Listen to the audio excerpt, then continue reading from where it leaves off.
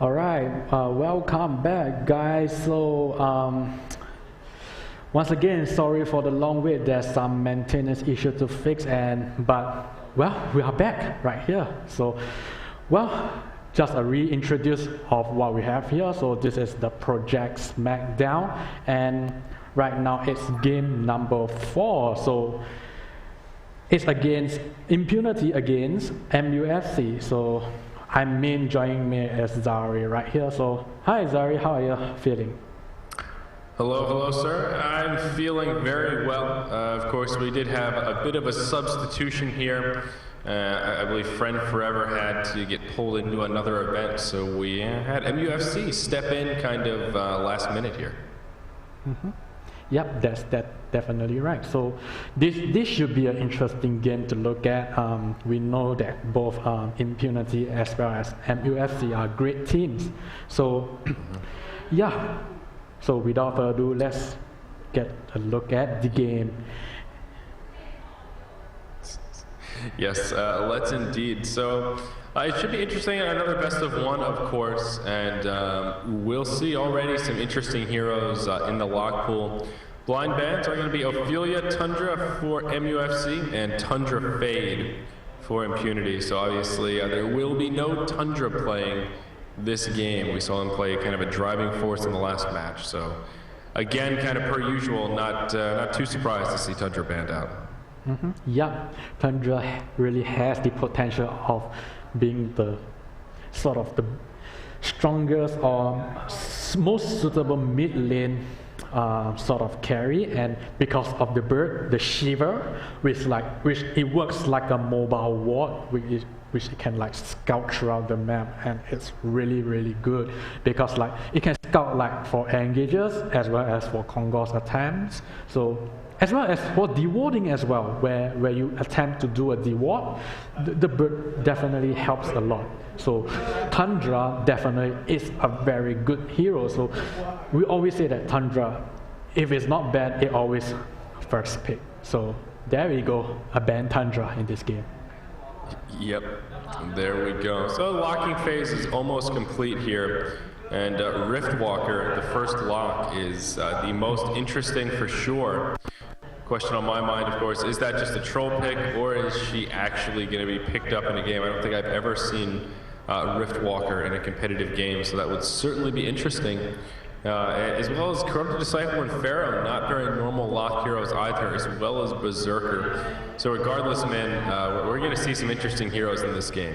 Yes, definitely. So wow, quite a number of weird heroes being locked up. One duo said it's Riftwalker. Well, I personally like Riftwalker because of the ultimate. It's superior magic and it stops anything.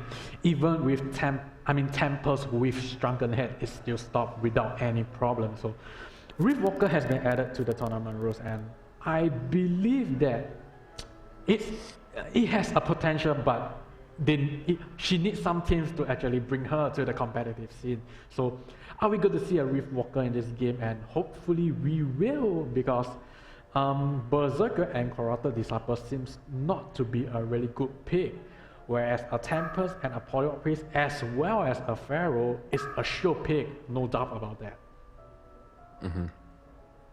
Yep, that's definitely true. And Riftwalker is definitely an interesting hero, and like you said, sort of needs a team built around her, I think, is kind of a good way to put it. So it kind of depends on how the rest of these picks come out. With the Tempest up there, they very well may try and go for a first pick, Riftwalker. We'll see. MUFC was the team that locked her. So, yeah, I guess time will tell here, man. Yeah, that's definitely right. So right now, let's go through the bans. So right now, Impunity actually bans Pebbles, Draconis, and the Dark Lady. So it looks like they already banned two we consider best carries in Heroes of New World, which is Dark Lady and Draconis, where we can see that Draconis farms really fast with the Blazing Flight. So perhaps I think that they don't really want a late game and they are going for a pushing strategy instead, or maybe perhaps other strategies they think of. So they are, and for Kido, which is MUFC, he actually banned Jeraziah, Wowso, and Moon Queen. So actually we come across these games, the previous game that Wowso is always banned against Impunity. So I guess that these teams really know that Impunity plays a good Wowso. Yep, that's definitely true. And Wild Soul we saw banned out last game as well, and for good reason, because he can be so hard to deal with. I'm actually hoping we see a Berserker pick up in this game, because Berserker's a hero that, in my mind, I think is a little bit stronger than a lot of teams give him credit for as kind of a carry. So, sort of hoping he makes his way into this pool. A Luna Silhouette going to be the first picks for MUFC, and Miraxis going to be the first one to come out for Impunity. So our first three picks all, well, make a lot of sense here, man. Yep, they are pretty standardized, and well, Miraxis is really a strong hero, and because I think there are some situation with Miraxis where he has his ultimate on, and if has the shield gauge that HP, and if you hit him and he has the portal key, he still can use the portal key without any issues. So it's really good. And another thing is the arcane shield. It blocks out one targeted spell, which is really huge. And I really like Miraxis. This hero is really powerful, and it's one of the heroes that I like the most in Heroes of New World. Yep. So Forsaken Archer and Monarch going to be picked up. Pretty similar to that kind of Forsaken Archer Glacius combo. I don't see much incentive to pick a Monarch over a Glacius in this day and age, just because Monarch has been beat upside the head with the Nerf bat just too many times. Big fan of the Glacius pick, but alas, Warbeast picked as well. So, you know, we saw Warbeast earlier today. It's sort of not at the most successful Warbeast, but well, we saw him nonetheless. Perhaps MUFC will have a better go with him. Yeah, definitely. So it looks like Kido is the one who is using Warbeast, or maybe not. So because Kido is the carry player of MUFC, and I played some games with him, and incredibly he farms really fast, and his mage bin is really hot. It's really very frightening to me, because it's like he can hit easily 700 to 800 GPM without any sweat. So it's really scary. So we have Kido right here, the highest MMR in Jihan. So perhaps it's going to be a good fight against Impunity, we can see. So they finish off their pick with Pharaoh as well as Corrupted Disciple. Yep, and Tempest, Polywog Priest, the last two picks for Impunity. So overall, I have to admit here, man, I do like this Hellborn roster a little bit more. They've got a little bit more disable and just kind of a little bit more team synergy. You can sort of see the initiation and the follow-up in their team. This Legion roster, I worry that they've got Warbeast, Corrupted Disciple, and Silhouette, three heroes that all require a lot of farm. And although they can all be great right-click auto-attack DPS heroes, none of them have a disable to bring to the table except for the tree grapple of Silhouette. Pharaoh only with that initiation stun, and the Luna with her stun that we've noted a couple of times now has been nerfed somewhat recently. So I worry about the team fight presence of MUFC here going into this game. Yes, I totally agree with you. I really like Impunity's lineup. Their lineup seems more fightable in clashes, such like that, because maybe I'm biased towards their hero, because I really like Polywog Priest as well as Miraxis. These two heroes really make things happen a lot in the game. So especially Moraxus. I mean, once he gets the early portal key, he can initiate in really well and kills in any hero like instantly with the assist of maybe the other teammates. So whereas same as Polywalk Priest, when he hits 6, he can like finish off anyone with the ward trap. So yeah, I kind of agree with you that I'm more favorable to their lineup.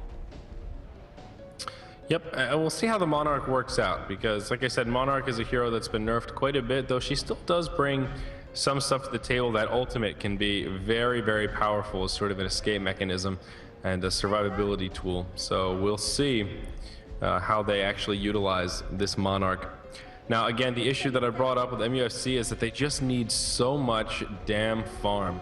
Really, their 3 primary heroes here, just they kind of have to win their lanes to not be a little bit useless. And well, I guess Warbeast, not quite a lane, he'll be in the jungle, but still, we'll see. If Impunity doesn't pressure Warbeast at all, then he may be able to get out of hand. But if they gank him a couple times, maybe throw a couple of wards down in his jungle, he may be having a bad time. So you mentioned Kiddo does play a mean Warbeast, and in my mind, that all the more reason for Impunity to try and pick on him. I think one of the biggest mistakes you can make against a decent Warbeast player is just to sit back and let him free farm. It's pretty easy to at least throw down a couple sentries at those spawns and try and block some of his farming. So hopefully they take heed to that strategy.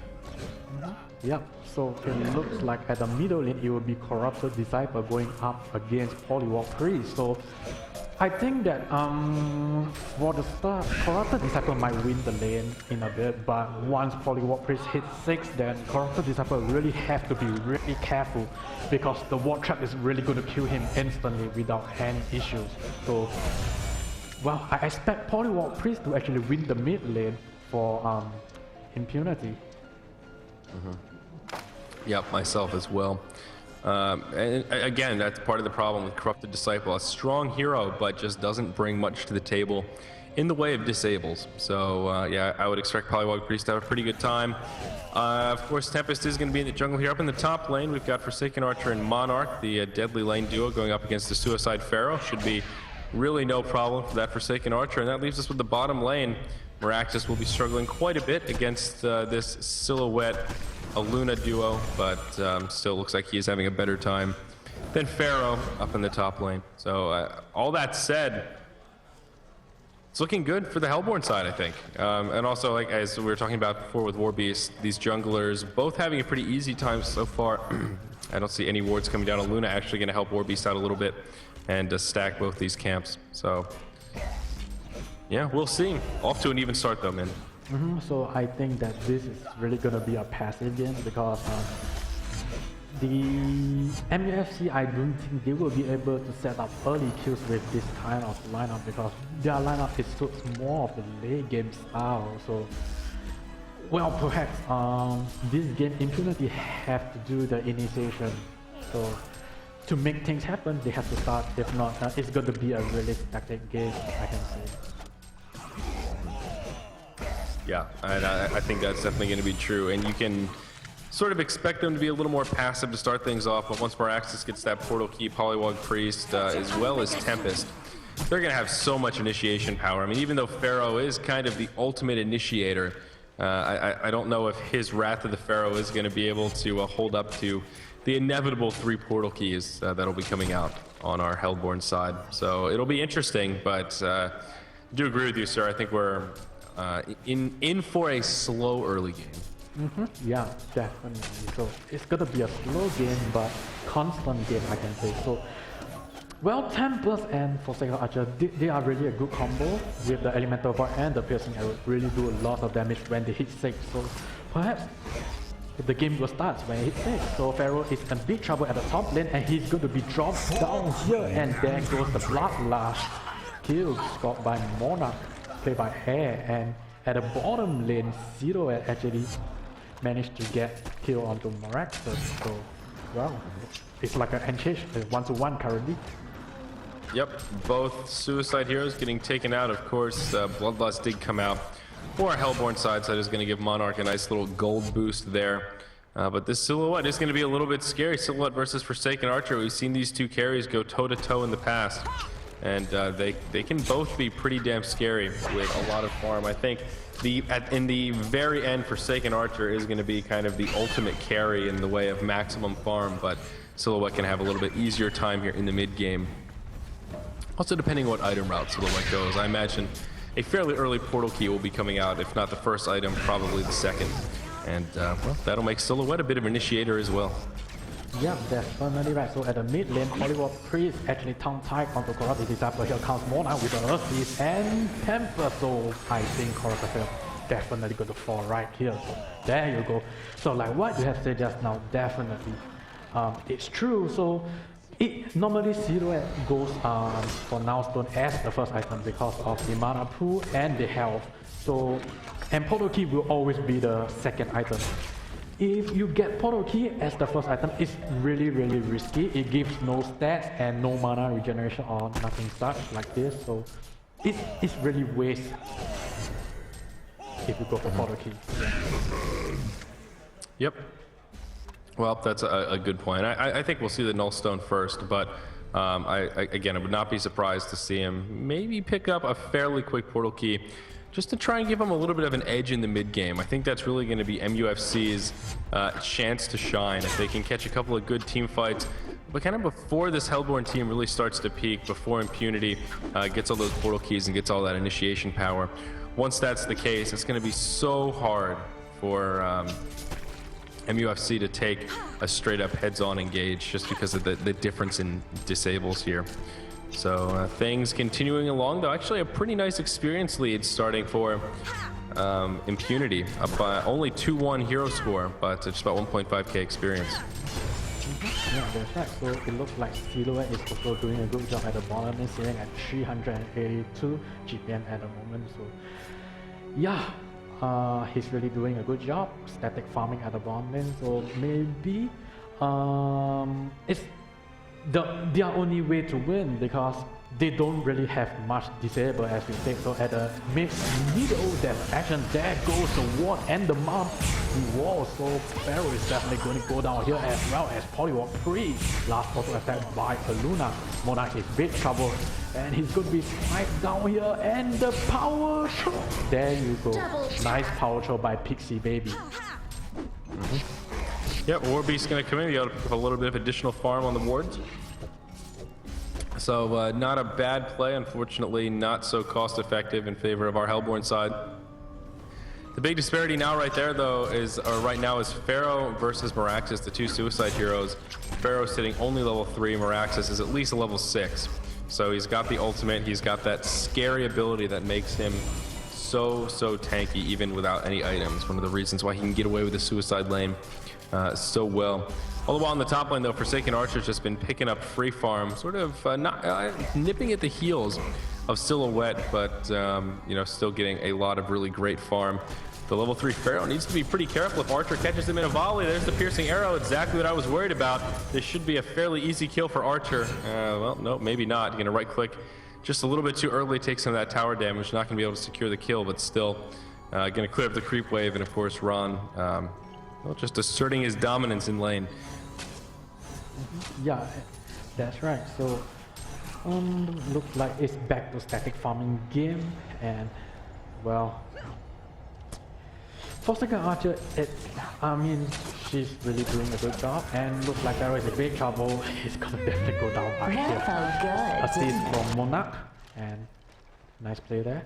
So yeah, I mean, Forsaken Archer is fairly on par against with Silhouette. So well, this is gonna be a late game here, and it's gonna depend whose carry shines right there. Yep. You're exactly right. Will probably be a fairly long game here, especially now that Archer got that kill. Really is kind of toe-to-toe with Silhouette, but in the mid lane, Polywog Priest going to take a lick of damage, but going to be able to survive. So Polywog does have that ultimate up, and that is going to give our Hellborn team a huge pushing advantage. They also do have Tempest as well. So they really have a team well suited for some pushing power. And that could be difficult for MUFC to deal with. Of course, Warbeast does now have his Abyssal Skull. Gonna up his farming a little bit, and he is up to just about 275 GPM, so that's kind of where Warbeast wants to be. Tempest actually slightly ahead of him, but we'll see in the mid lane here. Looks like something could be heating up. Tempest does have an Elemental Void here, man. There you go, the Elemental Void, and they are gonna fall right here. Here comes more, and that's the stun and the ultimate. So Luna is in big trouble. He will fall right there. Maybe not. Oh, that's the last act to be able to bring down Luna. Well played there, right? Big misplay from Polywog Priest, though, walking way too close to Corrupted Disciple, caught in the void, and actually went down to the overload. So kind of unfortunate. Could have been a 2-for-0, but Polywog Priest did concede a death. All the way in the bottom lane, though, Silhouette gonna be able to pick up a tower kill, so that's gonna boost Silhouette ahead now around that 450 GPM mark. This is Sparta, man. He is starting to be a little bit scary. Sacking that early tier 1 tower may not have been the best choice. Yeah, that's right. So Silhouette is right now seriously in good shape, sitting 1-0-0, but really had a high GPM. So looks like he is going to pick up a Now Stone with the Sustainer currently in his inventory. And yeah, definitely it's going to be a late game, but as I said, for Impunity they have more stuns and disable compared to MUFC's lineup. So well, when it comes to early clashes, they might lose out a bit. So what they can do is get Silhouette to farm up and actually get an early Shrunken Head. So she will not be able to be disabled by Team Impunity in this way.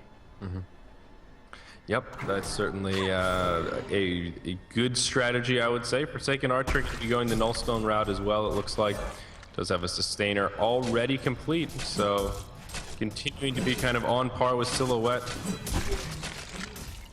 Not quite on the GPM chart, but at least our inventories are actually just about spot on almost, interesting as that may be.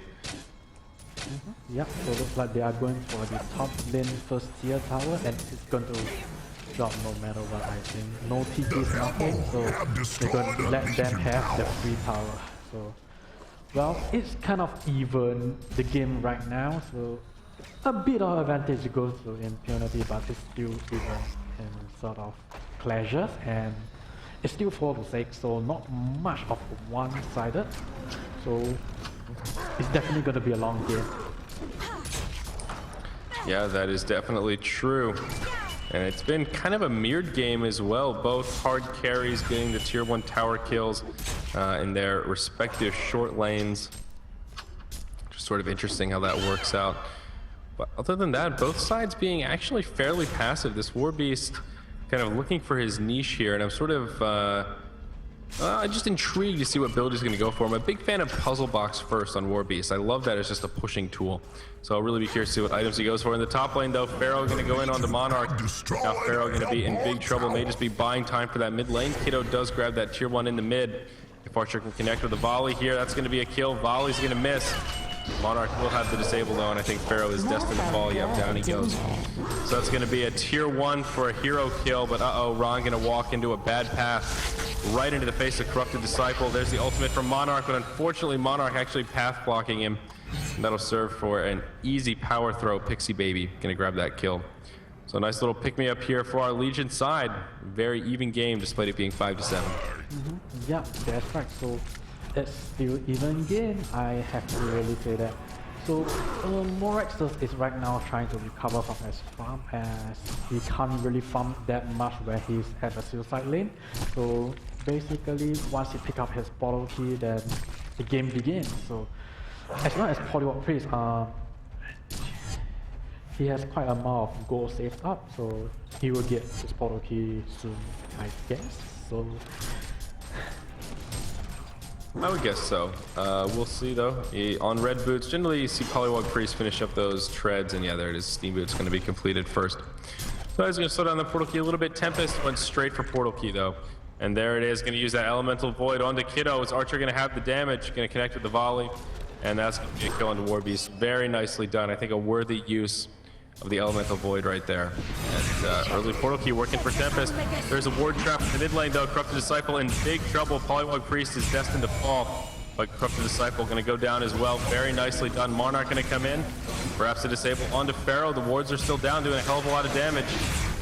Pharaoh taking big damage. Is there going to be enough? Tempest going to come in. There's the stun onto Silhouette. Silhouette going to tree grapple back. And that's going to be the end of the engage. So nicely done. Corrupted Disciple falls, and that's going to put another 2 kills into the hand of Impunity. Yeah, that's right. So we can see that their supporters are really doing a good job. Whenever their teammates have some any problems, they will just come and aid them immediately without the second word. So we can see that both teams really have good supporters, and it's pretty a fair game, I can say. And right now, it's really hard to say that who is the winner and who is the loser at this point of time. Yep, absolutely. Though, of course, we do see Impunity with a slight advantage at the moment. And again, in my mind, it just keeps going back to that team fight presence. As long as Silhouette and Forsaken Archers stay sort of on par, that's going to be a victory for our Hellborn side. Impunity will inevitably start to pull ahead once we get to that kind of 5v5 team fight era. Especially once Meraxis gets his portal key. He is such a powerful initiator, so easy for him to hop in and kind of set up the initiation for Tempest to follow up and land a good void. Meraxis, of course, more than halfway there to the portal key. Does have his steam boots complete already as well. He's in great shape. He's had some time to recover a little bit in this suicide lane to pick up some farm. Pharaoh, on the other hand, he is still level 6 and struggling quite a bit. Yeah, that's right. So at the bottom lane, it looks like Warbeast is attempting a push, but he's going to turn his back and open his ultimate onto Meraxis. So here comes the portal, but he's having a nice movement speed, and I don't think the Hellborn team is going to be able to catch him. Yeah, I don't think so. So he got away safe and sound. So, but looks like they are not giving up the chase. And no, they are not chasing anymore. So well played there by Warbeast. Yeah, Tempest probably could have got him. He had a portal key up. Warbeast is only on red boots, but didn't connect. Ooh, with a lot of damage coming out on the Monarch there. And we'll see how this fight engages. And there's the Tormented Soul. Monarch needs to be very careful. He's just taking pure poke damage. And yeah, he's going to be forced back. So I guess that'll be the end of the engage. Lucky Warbeast going to be able to survive, though. Just hanging out in the jungle looking for an opportunity to make it happen. Yep, that's exactly right. So we can see that definitely Kido is playing a pushing type of Warbeast because I don't see why it makes sense that he's going to carry this game because they already had a 0-end. So definitely the MUSC is going to force an engage, and Warbeast is going to go to either the top lane or the bottom lane and going to initiate a push. So, well, I guess this will be their main strategy, and yeah. Yep, we'll see. But Warbeast is going to commit to the Shrunken Head, it looks like here. He's got the Warhammer as well as the Mighty Blade. So, and I agree with you. I like the pushing Warbeast a little better, but we'll see what he decides to do. Pharaoh just now getting his Helm of the Black Legion, it looks like. Yeah, he does have that life tube coming. Yep, so that is good news. Yep, so Meraxis is really very close to his portal key, so once he gets his portal key, he really is really powerful, and MUSC has to be really careful when they're forcing an engage or planning to catch someone, because Meraxis can just come in, stun ultimate, and just kill every one of the teammates. So because his burst damage is quite high, I can say, and do not underestimate Meraxis as he's just a tank, but no, he can be a really powerful initiator and just wipe your whole team. And Warbeast going to be in a little bit of trouble. Beautiful ward trap from Polywog Priest. There's the tongue tie. Tempest hovering around, does have a void. Not going to need it. Piano rains from the skies, and that'll be the end of Kiddo. Meraxis trying to engage in the Corrupted Disciple here. Meraxis going to be forced back. He's going to get caught by that red power throw. And Tempest going to go forward. There's the stun on Corrupted Disciple. Tempest going to use the void. Will go down, though. Did you get that kill onto a Luna? Archer needs to be very careful. Going to throw out the volley. It will connect with Corrupted Disciple. I don't know that it's going to be enough to keep him alive, though. Oh my god, the ultimate from... pardon me, Monarch may be enough Oh no, Archer gonna go down. A little bit greedy right there. Nicely done by Corrupted Disciple though. He's gonna grab a double tap. Yeah, definitely. And the whole engage silhouette was not even there, just to mention that he's the main DPS of MUFC. So if he was there during the fight, it would be turned out great for MUFC. So, well, MUFC right now looking at a good shape. So looks like they're going to get this second tier tower without any issues, and maybe Impunity will try to defend, but Pharaoh is in big trouble right there. He's trapping himself in his own wall, and here comes Tempest with a follow key and stun onto Pharaoh. Pharaoh's gonna be a little bit trouble down there. He's gonna do the juke, but on the other hand, Monarch is down there tanking with his skill. Wow, he's not dead, but eventually he falls. And wow, I really have to say, well played there by Monarch. He tanked quite some time for the team to actually wipe out his opponents. Yep, and that's one of the great things about Monarch. In the top lane, Warbeast's going to be in some trouble. Piercing Arrow's going to be burned. And that'll be a kill for Ron, so there you go. Nicely done in the top lane. You're right about Monarch, though. And, oh, God, Silhouette going to come in. And maybe very well at the cost of her own life here. He's going to get crowd controlled. Are they going to have enough to take her down? There's the stun from Meraxis, the crippling volley. Yep, that's going to be an easy kill. Now Luna may be the next to go.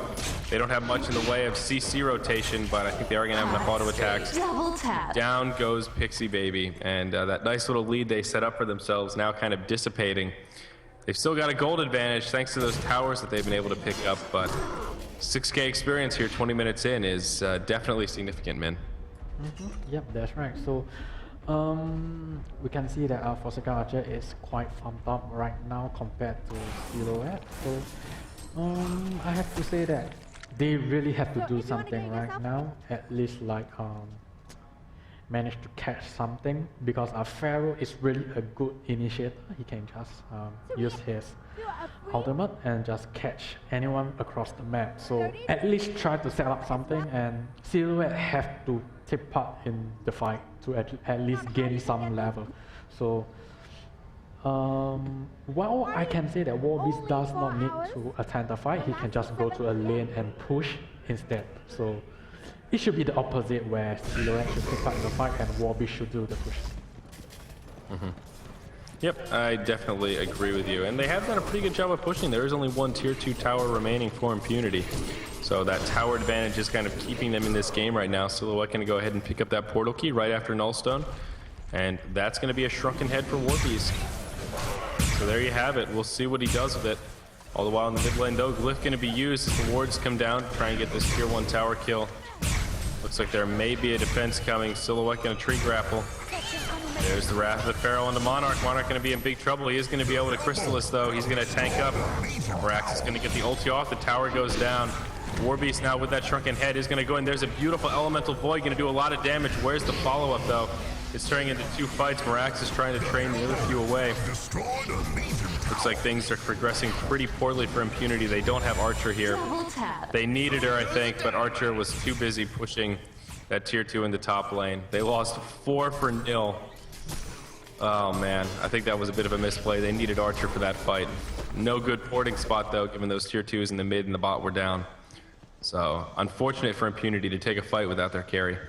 Yeah, that's exactly right. So well, Impunity does have the crowd control, but they need a DPS to actually land the amount of auto attack damage. So if they don't have the DPS, then the crowd control will be pointless, because they can't make any kills as the hero. So it looks like Warbeast is going to backdoor this top tower, and there goes the last first tier tower for Impunity. So they just left one more outer tower, whereas MUFC still have 3 outer towers left, 1 at the middle and 2 at the bottom. So, well, in terms of tower, MUFC really leads by a lot, and Warbeast, I can say that he really did his job really well, and yeah. Yep. Well, Archer does have about 4K in the bank. She just right-clicked a Slayer, and will most likely be moving towards the Savage Mace, so we'll see. It's going to be crucial, though, that Ron is in these upcoming fights, though. They absolutely need his damage, as you were mentioning, not only from that right-click perspective, but he's level 16. He's got level 3 piercing arrows that synergizes so well with the Elemental Void. I think that's almost a necessity for successful team fights in the near future. So one of the issues with having all of your towers taken out so early on, you just don't have those access points, and that makes it so much more difficult for your carries to farm and still have kind of an active presence in the way of making it to team fights. Impunity looks like they may be kind of marching towards a similar thing here. 4 in the mid, Forsaken Archer up at the top, playing with Fireman. Yep, so looks like Impunity is like looking for opportunity to actually catch any of the heroes. So, well, unfortunately, MVRC is playing really safe right here, I can say. So it's really hard to catch them, but they do have a wall of sight at top and the bottom. So perhaps they might be able to catch a glimpse of MUFC hero and actually goes in with the portal key initiation, because Polywalk Priest, Moraxus, and Tempest already have the portal keys. So there's a 3 blinks. So if you can't catch any hero, that's a bit of a problem with your awareness. So yep. They better should catch some heroes or, well, force an engage. But when they force an engage, be sure that our Forsaken Archer is there. If not, there's no damage output at all. Yep, I absolutely agree with you. The Elemental Void coming up in just a couple seconds here. So that will be good timing for them to try and group up and make something happen. And it looks like they will do just that in the bottom lane. So they may be able to group up, get an easy tier 1 tower kill, may even be able to continue the push. And force an executive decision to be made about that tier 2. Although all the while, looks like Warbeast gonna do a little bit of backdooring here. He's got a Soul's Bulwark, so they have some pushing power. He's gonna use the ultimate. Silhouette gonna be able to ulti away. Are they gonna be able to grab this Warbeast? He's got this Shrunken Head on as well. At the very least, they're gonna force him to burn his Shrunken Head charge. Silhouette's illusion will fall. They don't have Forsaken Archer. She's in the bottom lane. They don't want to take this fight. At the very least, they need to take it on tower. Polywalk Priest, he's gonna walk into the danger zone. He's gonna throw the wards down, but still gonna fall. Warbeast kind of venturing in, doesn't have an ultimate up. And this may be the end of the fight. This tier 2 tower may need to be sacked. I don't know what Rona's doing. He doesn't have a port. Going to be forced to run all the way across the map up to the top lane. Oh, this Forsaken Archer, man. He's killing me. Yeah, that's right. So, I like to point out this is really important to take up a town portal, or yeah, whatever you call it. So it's important where there's a fight going on, you can just port, and there's like look like an engage going on. There's a lot of things happen, and looks like Ron is still alive, full HP, and he's gonna go for Pharaoh right now. So Pharaoh is in big trouble. He's definitely going to fall right here. Nice creeping volley coming out from Ron. So well, at least he actually make his effort to walk back to the top lane and help his teammate to defend. So not that bad issue, but it's better if you make the effort to actually carry a town portal wherever you go. Yep. Absolutely. So they do manage to get a couple of good kills, a little bit of greed from Warbeast there, kind of farming in the danger zone. That was really a risky play. He could have just headed for the hills and gone back to his own jungle, but kind of goes back to that fundamental problem of too many heroes that need farm on this Legion team. That will work in their advantage the longer this game goes on as their carries get stronger, but between Corrupted Disciple, Silhouette, and Warbeast, they all just need so much farm, and one jungle just ain't enough, so to speak. Though 3 Shrunken Heads have now been completed, Silhouette just grabbing hers. That is certainly good news for MUFC. Yep, definitely. So, well, I can say that Polywalk Priest can actually lock down one hero with Shrunken Head. So even though Corrupted Disciple has a Shrunken Head, but with Polywalk Priest, he will be able to be fast enough to blink there and hex, do a ward trap. So the Shrunken Head is really useless, I can say. So Polywalk Priest is really a good hero in this sense that even you have a Shrunken Head, the ward trap is still gonna up and you're still gonna die. That's the thing. Yep, absolutely. Looking at the GPM chart, Silhouette and Archer still kind of toe-in-toe with one another, though Archer ahead by a good 50 GPM or so. So still with a nice healthy lead, and quite a difference in item route as well, as always with that portal key on Silhouette. It's all about initiation. It does give you an edge, but you got to make sure you use it properly. So far, he's been doing well, but we'll see. As Archer gets more farmed, things are going to be more and more difficult. Whispering Helm now just picked up by Forsaken Archer as well. Yeah, that's actually important. So there's an engage going on right here. We can see that Corrupted Disciple is pursuing onto Polywalk Priest. So there you go. Polywalk Priest is actually down. So Monarch is low health just now, but he's safe right now. So Corrupted Disciple have to be really careful. They have 4 members here, and he don't really want to get caught because we know that Impunity has 2 other members which have possession of portal keys. So portal keys really effective when you are against when you are ganking. So it's like an instant thing when he just blink in and just gank you and you just die.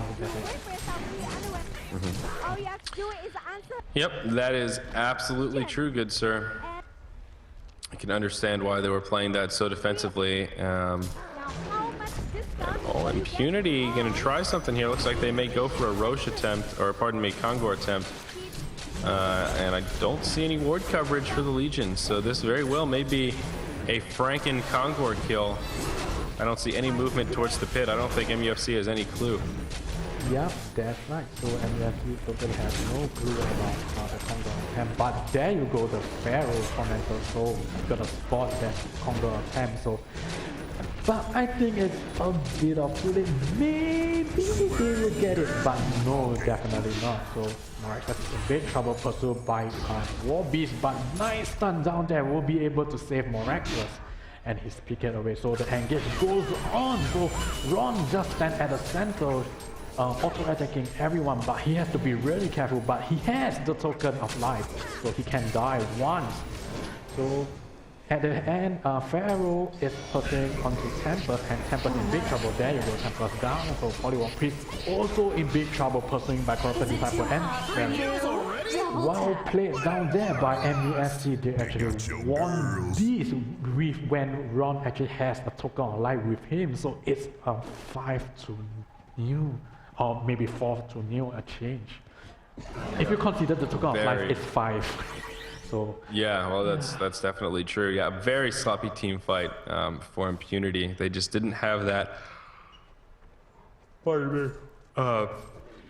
Just didn't have that synergy that they needed right there. It's all about positioning, and unfortunately, taking the Kongor kill like that, it sort of forfeits any positional advantage that you may have, and that was part of what happened right there.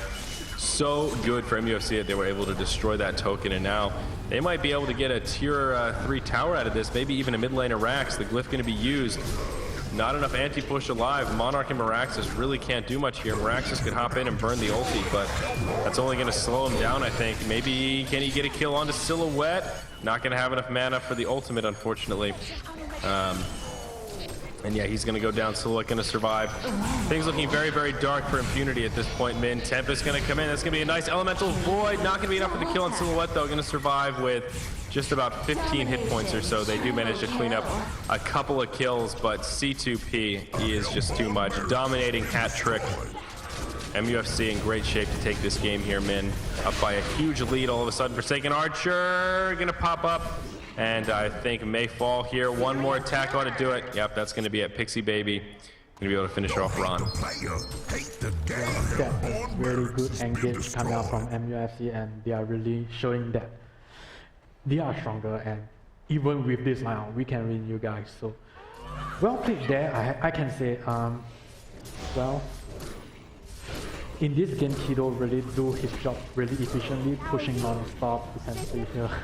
And they really get the early towers really quickly, so it really helps the team a lot, because just by pushing and getting towers, they submit the team. So looks like Kido is overextending a bit.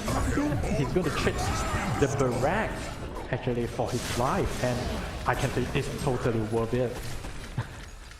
Yep, absolutely. With 3.6k in the bank, if anything sketchy happens in the next minute or so, he can easily buy back. He's got, well, everyone's got 2 buybacks here, so he is in no trouble.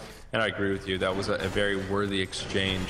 And now MUFC just in great shape. They've kind of, I don't want to say secured the win, but they've made it very difficult for Impunity at this juncture. They're going to have to keep somebody on defending kind of almost full time here. And now that Archer's taken back-to-back deaths, Silhouette's actually taken over as this leading farmer. So unfortunately for Archer, starting to fall behind a little bit. Yeah, that's exactly right. So, but this is Heroes on the World. Anything can happen. Well, game change is like so common, and well, they had a temper, so I would not say that MUFC is a sure win for now. So maybe they're gonna show something, and they have some tricks hide behind their sleeves, like maybe Temper suddenly caught 5 of them in the Elemental Void, and Forsaken Archer will just cast the piercing arrows as well as the creeping volley, manage to get annihilation, and somehow they will win the game. So, well, I would not like to say that it's a sure win for MUFC. So there's still hope. I can say there's still hope for Impunity to actually take this win. Yeah, there is definitely hope, but 2 lanes of Rax is kind of that turning point that makes things a little bit difficult. And I love the choice here for both Corrupted Disciple and Pharaoh to go for the barbed armor. Man, I really like that choice. I think it makes a lot of sense here. That's going to make Forsaken Archer's life kind of hell in a handbasket, so to speak. Yes, I totally agree with you, because if Corrupted Disciple and Pharaoh both activate their barbed armor at the same time, the piercing arrow will be 2 times the damage and to herself. So she really has to consider whether she wants to activate the piercing arrows onto them. Yep. So MUFC just sitting back, picking up a little bit of farm with their map control, furthering their lead, mind you. Now that they have this edge, they're gonna, I guess, kind of finish up this next round of core items, then make it happen. Pharaoh gonna throw a long ulti here and try and connect with Archer. He's gonna get the barbed armor off, gonna do a lot of damage to Archer, but unfortunately there's just no follow-up. I'm not sure what the plan was there, but pretty much a Wrath of the Pharaoh suicide mission. But there you go, Savage, yeah. Yep, that's right. So Pharaoh is a bit overextend over there, so they really have to group up right now and just end this game as soon as possible, because I can see that Tempest is actually going for a ship stake right here, or maybe a Shiva's God. I'm not sure. Frost armor or something like that. Yeah, so right now they have the upper hand, and they should end this as soon as possible, because they had a Tempest, they have to know this, and they have pretty much a lot of initiation power, and this may cause them to lose the game, because Forsaken Archer does have the auto attack damage, and they can one shot with, if they score a genocide, they can just end this game immediately if you do not have any buyback. So it's better that you end this game as soon as possible when you still have the upper hand. Yep, I absolutely agree with you. And all of the things we talked about Impunity's roster that are scary still apply. They have those 3 portal keys. They can still land that perfect chain of initiation and score a very easy genocide, as you were talking about. So there is some opportunity for them to turn this, but it's going to come down to positioning. And having those 2 lanes of down makes things a little bit more difficult. Monarch going to venture out too far. A noble effort trying to throw down that counter ward, but unfortunately he's going to have to pay with his life, and now that's going to set up for a very easy engage 5v4. They can pretty much just go straight in. Mirax is going to go heads in, or head first rather. Archer going to go down, and yeah, that's going to be an easy team fight. MUFC going to be able to clean it up, no problem. Mirax is still alive. He's going to fall shortly, though. Tempest going to get Wrath of the Pharaoh. If he gets a Void off, there's not going to be any follow-up left. I think this may be the end here, man. Buyback from Archer going to come out. Buyback from Polywog Priest as well. But it just ain't going to be enough. Archer can be able to survive, though, as Silhouette goes down. Push stick going to kill a Luna as well. But the tier 3 tower falls. The racks are exposed. Yep, we'll see. They may be able to hold off this lane of racks, but creeps are pouring into space. Yep, that's right. So I think that they might still be, or maybe not, because Forsaken Archer is already down, so it's gonna be a jam fight, or Impunity, and both mid lane and top lane is really pushing really hard, and their Shine is already in big trouble. So there's a GG well played. So there goes again. MUFC actually take this win home against Impunity. So well done there, MUFC. Really to show what they are made of, and well played. Agreed. Very well played. I was skeptical of their lineup, but very impressive play in the end. Yep. So so we will have some break right here, and we will resume the game maybe in 5 to 10 minutes. Yeah. So stay tuned and keep with us.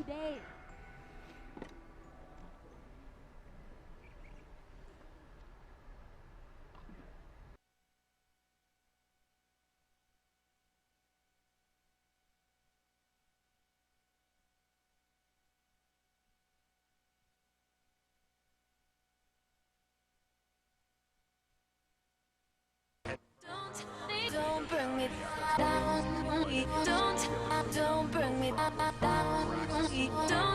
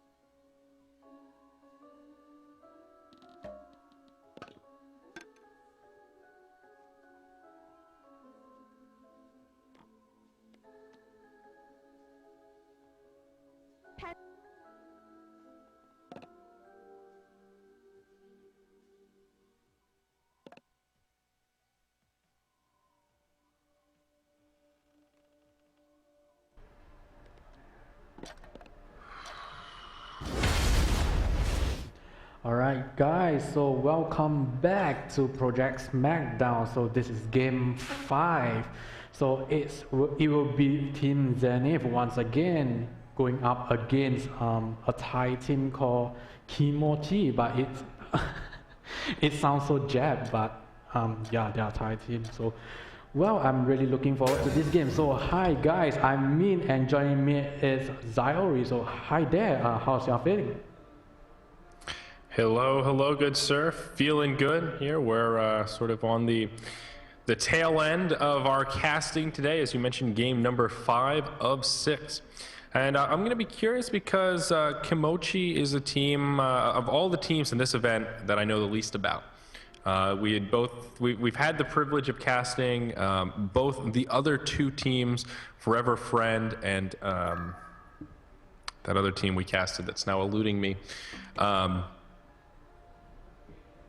Totally spacing. Anyway, we have casted both those teams before. I don't believe we've casted Kimochi before, unless I'm totally mistaken. They're not tagged up, so that certainly is possible. But I'll be curious to see what they bring to the table.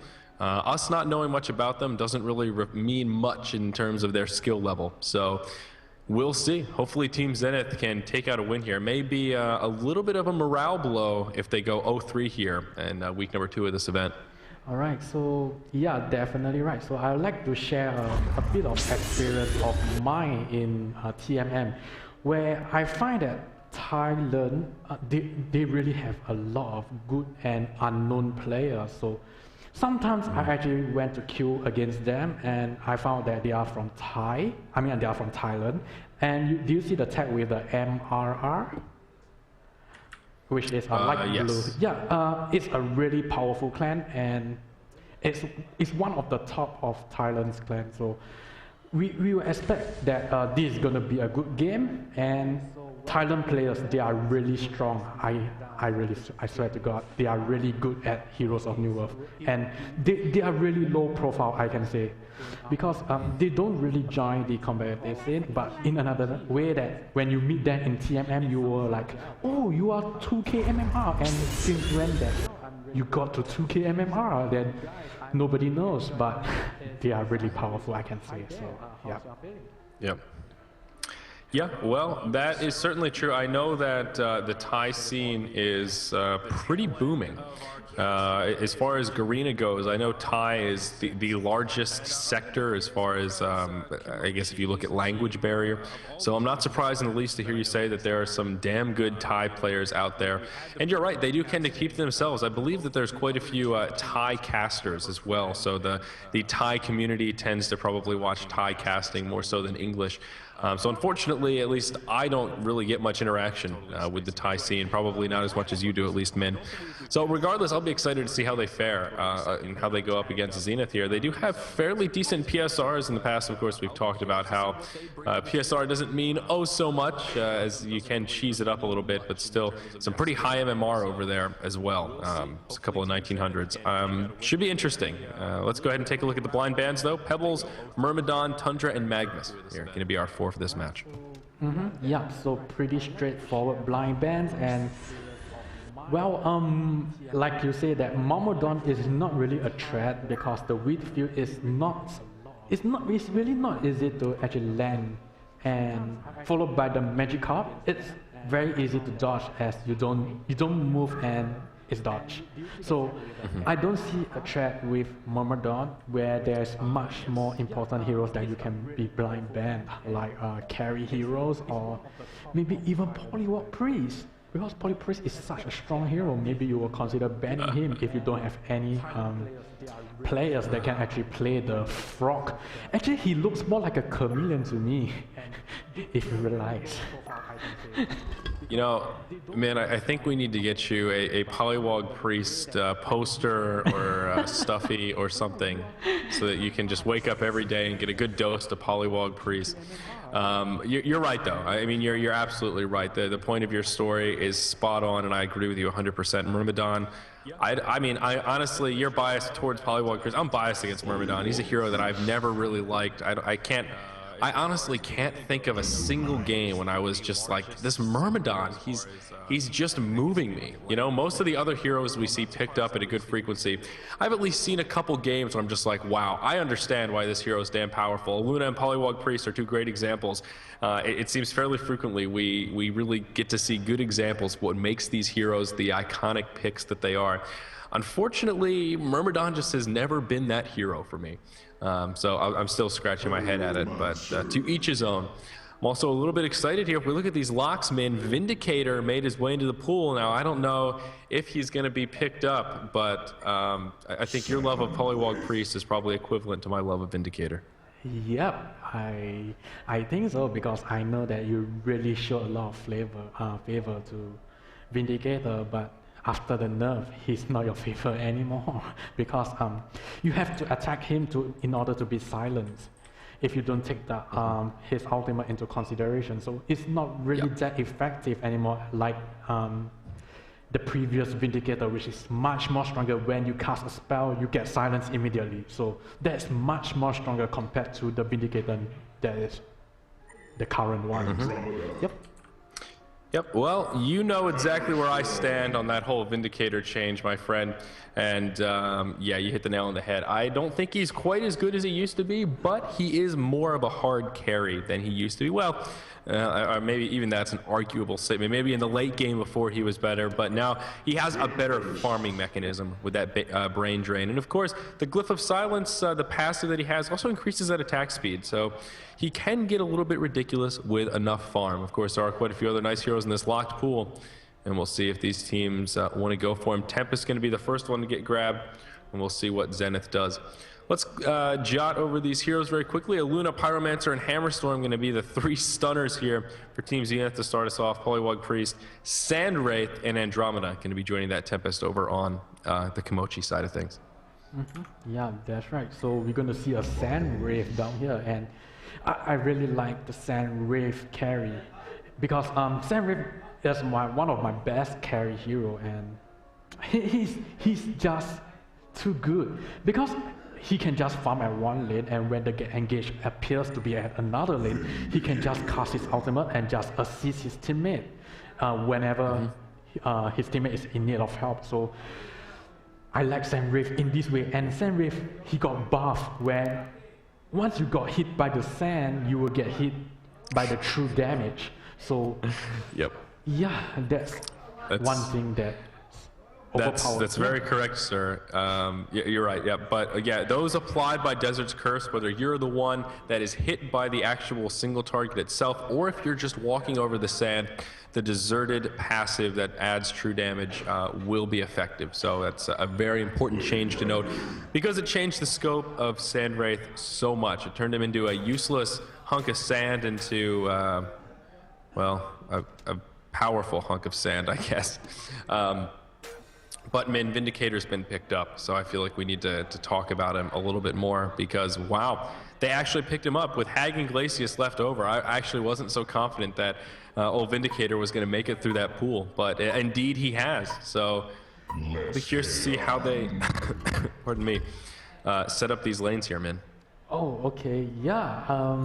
I would like to see this because I can say that Vindicator is actually a direct counter to Tempest, where Tempest actually uses Elemental Void. Vindicator can just cast his ultimate and just stop his Elemental Void at any point of time if he does not have the Stronger Hand. So I'm not sure if it passed the Stronger Hand. Does it? It does. It does. It does. See, and you're about to get the knowledge bomb dropped on you. If there's one thing that I know in Heroes of New Earth, it's Vindicator. And yes, indeed. Now, Shrunken Head, if already activated, does nothing. It's just, it works the same way Keeper of the Forest ulti does. If you have Shrunken Head on, Oh wait, no. I guess that's not a good example. That's not even close. Anyway, if you use Shrunken Head on, Vindicator's ult will go through it, but you can use Shrunken Head to get out of his ultimate. So if he pops it on you, you're silenced for 5 seconds, you can Shrunken Head right away to break it. Now the whole caveat with Tempest is you usually want to have that Shrunken Head on before you cast the Elemental Void, because you can't cast the Shrug. The Void's already interrupted either way. But what you can do is get a Nullstone. Nullstone will interrupt a global effect. So although Shrunken Head is not the end-all be-all, you can Nullstone it. But of course, Nullstone is counterable as well with all the other single target abilities here on this Legion team. Yeah, that's definitely right. So unless that Vindicator starts to use their ultimate first, then he activates the Shrunken Head, so it will cancel the silence. Am I right to say that? I'm sorry, say it one more time. If Vindicator casts his ultimate and Tempest casts activate his Shrunken Head, so it will cancel the silence. So yep. Yeah, he can just wait for the ultimate. I believe that is the case, yes, but it will still interrupt the channeling. So if he can save it, get him to blow the silence before he ults, that's going to be the golden ticket. Oh, up in the top lane, we're going to see some initiation onto Sandwraith. The triple stun team is doing a lot of damage, but he's going to be able to walk away. Going to throw the sand now. Andromeda taking some damage, and they're going to disengage. Unfortunately, just didn't have enough burst to finish off the Sandwraith. Maybe Andromeda would have been the better target there, but nonetheless, going to get a little bit of lane control to start things off. Andromeda and Sandwraith going to be forced to suck down a couple of tangos. Yeah, that's right. So one thing bad about Sandwraith is his farming capabilities is really slow. It's not like you're going to buy a rune cleaver on a Sandwraith. So until he gets his Maw of Brilliance, his farming really slow. So that's one thing I would like to inform you guys is Sandwraith, although he's a very overpowered hero, but if he can't get his farm, he's still useless. He's also really squishy without the tanking item like Hammer or the Black Legion and such. So looks like Andromeda has in big trouble right there. So there goes the Star from Prime and the Bloodlust. So nice play there. And here comes Hammerstorm. He's not going to toss the hammer to stun onto Sandwraith, so he will be fine. Yep.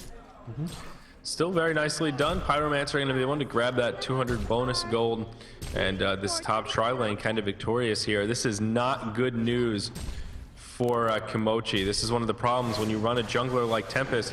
It doesn't give you that lane flexibility. They've got Polywog Priest in the solo mid, Plague Rider in the bottom lane. You can't really rotate either of those out. The best you can do is bring Tempest into the lane for a little bit of a tri-lane. That's really not going to help things much against this really aggressive killer tri-lane. So that's actually great drafting here from Team Zenith. And they're going to continue to dominate this top lane. As you mentioned, Sandwraith, I wouldn't even go so far as to call him overpowered. I would call him annoying. He is kind of the ultimate hard carry if he gets enough farm, but it takes him a while to get there, as you mentioned. And with this slow start, he is not going to be in good shape. If he doesn't get that good start, he just falls off so quickly and becomes quite useless. So, moral of the story, nice drafting from Zenith here in the third game of the day. Yeah, finally they do really have a nice draft, and I really like it. But like you say that the Vindicator's pick is a big artwork, but perhaps they're going to show you that Vindicators really works well in competitive scene. I hope so. And we'll see how he fares against Polywog Priest as well. Looking at the creep score, 8-2, and Bubbles. Oh, okay, never mind. I thought he was going to take a little more damage than that. But yeah, mid lane seems pretty even, so Vindicator is holding his own at the very least. And yeah, we'll see what he does with the farm. It'll be interesting to see his item choices as well. I have a feeling Tablet of Command, maybe into a Hellflower, something like that might treat Vindicator nicely.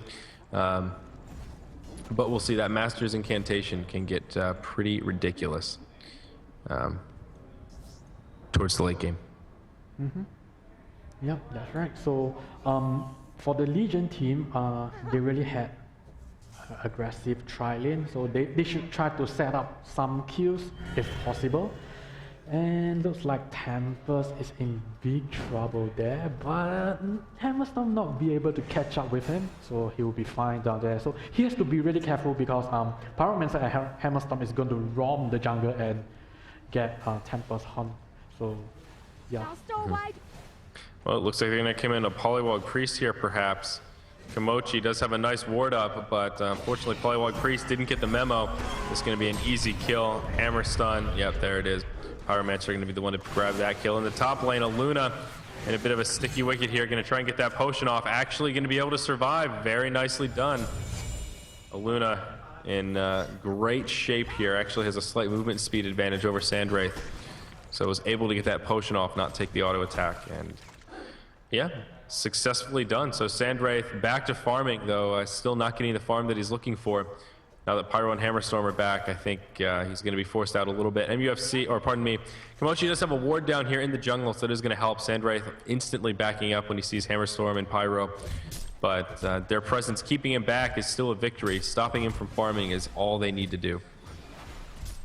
Yeah, that's exactly what they are trying to do right here, because if they are able to solve the Sandwraith, then they actually won the game, because Sandwraith is a very strong carry, I can say, and looks like Tempest is in big trouble right there. There goes the stun and the flame from Pyromancer, but he's been taken off by Sandwraith as well, so Aluna is in big trouble. Sandwraith currently pursuing Aluna, but he used the potion, but still not be able to survive. There's the aura by Andromeda and the last desert curse by Sandwraith, and there goes the taunt, Fat Lady taunt. Yep, and now things are getting scary. This is exactly what you don't want to happen. That sort of aggressive tri-lane gone wrong, where now Sandwraith is going to be able to grab 2 kills, and lo and behold, he's leading the way on the GPM chart now. It's amazing how the tables can turn just after a couple of nice juicy hero kills. And yeah, that's really what Sandwraith needed now. He's going to grab his Ring of the Teacher, give him a little bit of extra auto attack damage, and of course some mana regen as well. In the bottom lane though, Bubble's going to be in a little bit of trouble. Down he goes. An easy gank here for Plague Rider Tempest. This Plague Rider having a hell of a time in the bottom lane as well. Really slowing down that Bubbles. So across the board though, a pretty even GPM chart, man. Everyone sort of hovering around that 200 mark, except that of Andromeda, who is in the double digits. Yep, I totally agree with you with this, but they have Team Zenith have to consider the late game part, because they don't have a late game hero unless you consider, wow, there's a Plague and he's going to bomb through the creep, and Bubbles is in big trouble, but he's able to bring down Plague Rider. While Tempest is not doing anything to stop Bubbles, I'm really surprised, but here comes Sandwraith with the ultimate and the Desert Curse, so definitely it's going to go down. That's why I say Sandwraith total full mobility ability. He can just go anywhere, anytime to assist his teammates. So that's why I like Sandwraith as my carry so much, because you will be able to assist your teammates even though you are the carry player. Yep. Yeah, absolutely. That is one mechanic about him that makes him so great. You don't really need to carry those homecoming stones. You can farm up until the very last second and then still make it into the engage. So it looks like this tower is going to fall, not going to be denied by Luna. Now Luna might be in a little bit of trouble, although there is support on the way. Pyromancer's coming, and now Sandwraith might be in a little bit of trouble. Pyromancer's only level 2 though, and wow, look how much damage level 7 Plague Rider does. Pyro's going to fall. Luna may be in some trouble here as well. More support coming. Vindicator level 7 actually going to do a hell of a lot of damage here. One more auto attack onto Tempest. That's going to be a kill. Sandwraith going to head for the hills. He's going to be able to survive the ulti from Vindicator. Probably afraid of the Plague Carrier. Unfortunately for him, it's still on cooldown. He's going to fall regardless. Going to be just too much damage for him to handle. Hat-trick going to come out in favor of Plague Rider. Now Bubble's going to be the lone defender here. And he is going to survive. Hammerstorm kind of lurking in the shadows. But going to hang out by the side. That level 2 Pyromancer, man, that is just way too low. 54 XP per minute on that Pyro. Just ridiculous how fast he fell in that last fight. Yes, definitely. You wouldn't want a low level Pyromancer, because he needs to meet the level 6 mark like Polywog Priest. If not, he does not have the Blazing Strike, then it does not work well. And at the mid lane, Pyromancer is a big trouble, but no follow up. There's no wards by Polywog Priest, so Polywog Priest in big trouble. There goes the ward is really late. He could just do a ward trap onto Pyromancer just after. Here comes Sandwraith, the ultimate, and managed to bring down Pyromancer. So well played there. But at the end, wow, Vindicator, I don't know why suddenly there's so much damage he dealt to Sandwraith. Yep. Well, see, the great thing about Vindicator now is that his abilities all really synergize so nicely. The brain drain that saps intelligence synergizes with the passive that he has, the Master's Incantation, and well, I'm actually a little bit surprised that he hasn't put at least 1 point in that Glyph of Silence. It's not really a 1-point wonder, but I would have expected to see him level that up over putting the additional point in Master's Incantation at this point, just because your base intelligence is kind of so low until you get those core items. So an interesting Vindicator build, but to each his own. I guess in the grand scheme of things, really doesn't make a huge difference at this point, as long as he's able to pick up some farm. If we glance at the GPM chart, things, well, still looking fairly normal, but shifting in favor of the Hellborn side. Sandwraith still leading the way, which, as you know all too well, man, is always a scary statistic. Yeah, currently Zenith leading at the highest GPM, so that's not one thing that Team Zenith want this to happen, because they don't really have a carry to go against Zenith. So that's one issue they have to take note of. That once Zenith hits the mark of brilliance mark, that's going to be really bad. So it looks like there's an engage going on. Hammerstone managed to pick off Andromeda, so well played there by Spiking Spy. Yep, absolutely right. And Andromeda, sort of an unlucky choice as well. I guess Pyro now sitting level 4, kind of on par with Andromeda, and both of them on red boots. End up being pretty easy targets. Sandwraith going to be in the trees here. He's going to pop his head out. If he gets stunned, this could be a pretty easy kill. And nope, stun not going to come out. He's just a little bit too speedy with those Ghost Marchers. Plague Rider going to come in. I think he's got an ulti up. Indeed he does. This could be the best ulti this side of the Mississippi. He's not going to throw it. I don't know what he's waiting for. He's going to wait for Tempest to die. It goes out, taking a couple of nice bounces. Going to hit each hero once and move to the creeps. It will be enough to finish off Pyro. He's going to get the hell out of there. It's going to make it a 1-for-1. We'll see how the rest of this fight continues. Sandwraith's going to be able to make it over to the trees. Does finish off a Luna as well. That's going to be a 2-for-1. In the mid lane, they do manage to secure a kill onto Vindicator as well. So all over the map, we see Komochi starting to pull ahead.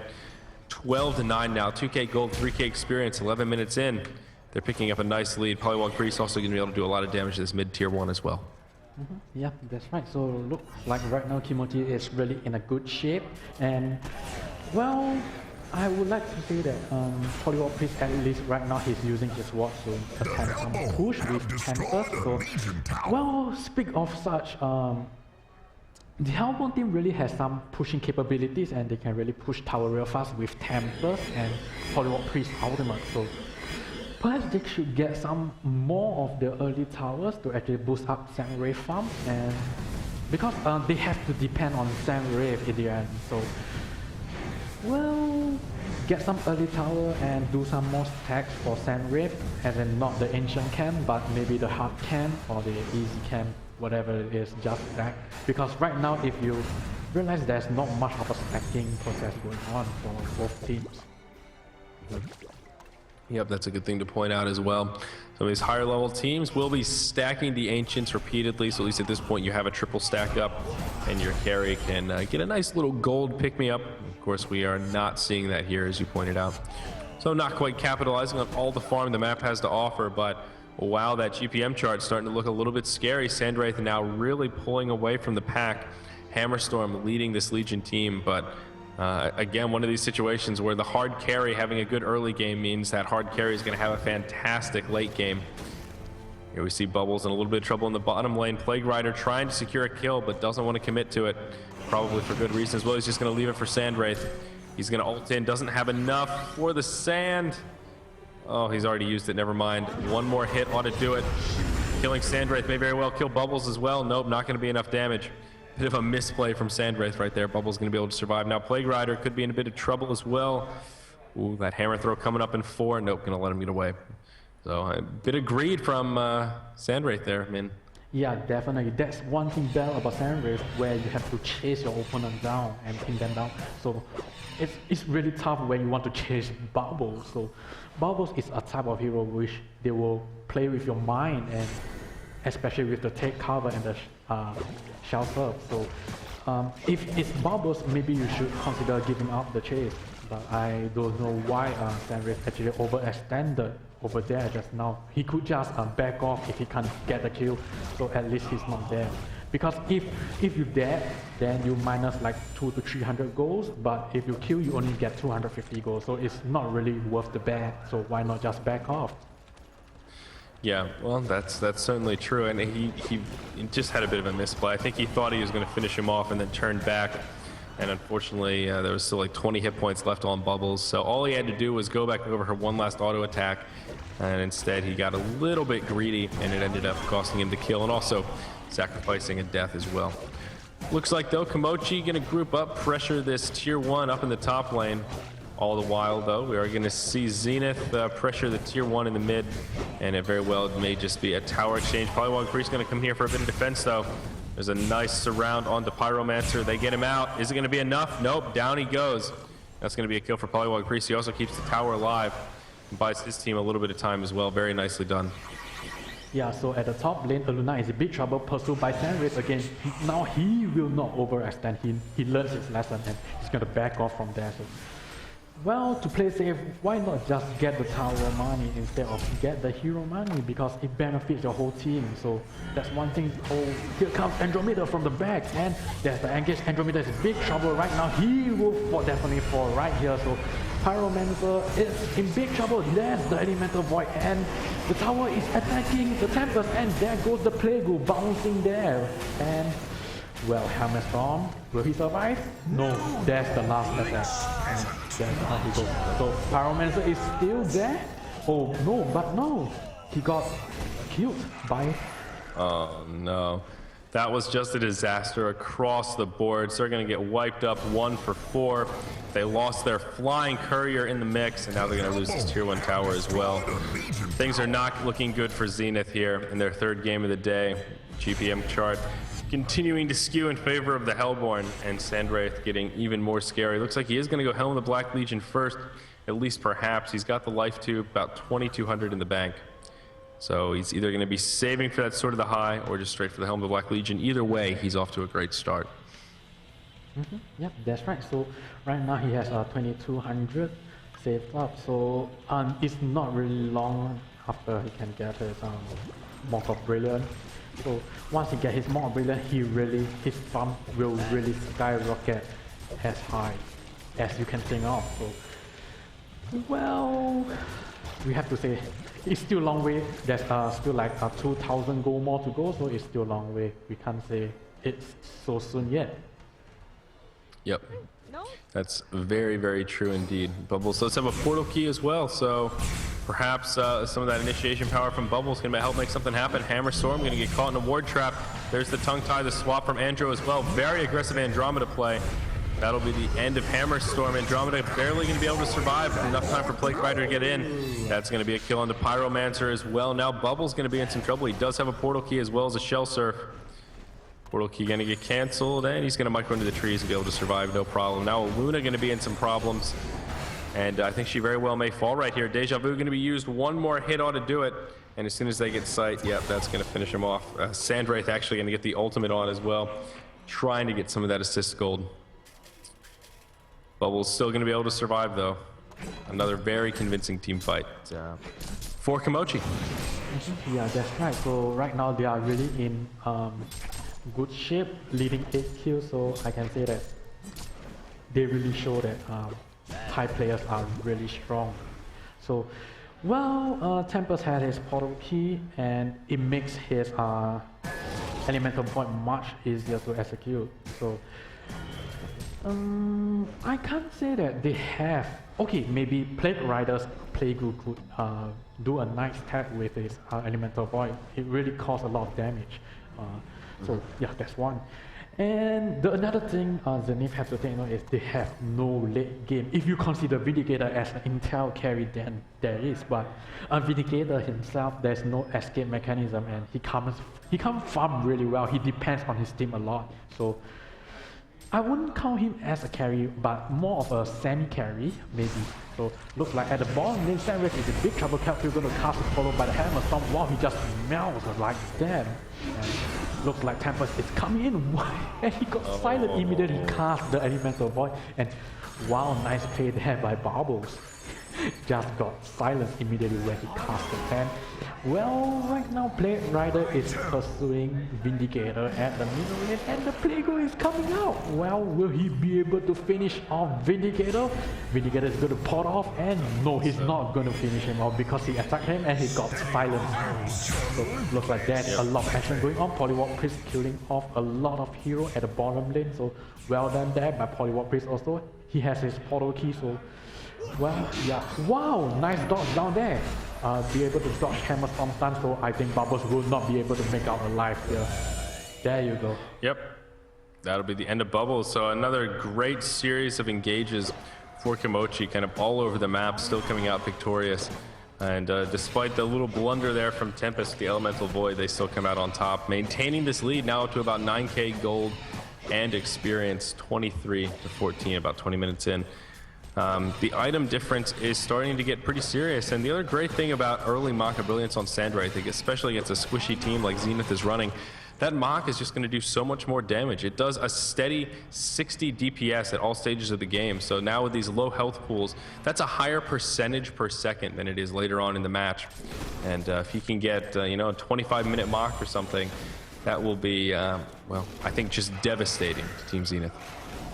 Yeah, that's right. So if you get it within 25 minutes, it's quite average. It's not fast or not slow. So well, once he has more brilliance, when he do his ultimate, Team Zenith will really be in fear because it will really do a lot of damage to every single teammate on Garena side. So at the bottom lane, Bubble is facing so much trouble down here and he will be brought down by Polywalk Priest. So another well played there, and at the top side, Hammerstone is going to be a big trouble there. There goes Polywalk Priest with the haste and the PK, so we'll be able to dodge a Power Metal stun, so Power Metal stun not be able to hit anything, but wow, nice swap onto Tempest, will be able to save him. So well played there, and Polywalk Priest is not stopping the engage, he's still falling up onto Power Metal, and as well as Vindicator. Vindicator is big trouble, he's going to fall here as well. But before he brings Tempest down with him, and Aluna TP's here to join the fight. A Plague will just cast straight to Aluna and he just melts like that. Wow, I have to say, a genocide for Team Zenith. Well played there by Kimochi. Well, that's kind of the nail in the coffin a little bit there. They were winning, or I guess Zenith was behind by a pretty big margin, and now that is just devastating. And that was really just the result of one of the sloppiest team fights we've seen in a while. They all kind of ran in one at a time and allowed Polywalk Priest to really capitalize on his cooldown rotation and maximize on his CCs. Unfortunately, he's going to hang around a bit too long and pay the ultimate price. But Polywalk Priest in that fight played such a big role, disjointing with that portal key, and it's very, very well done.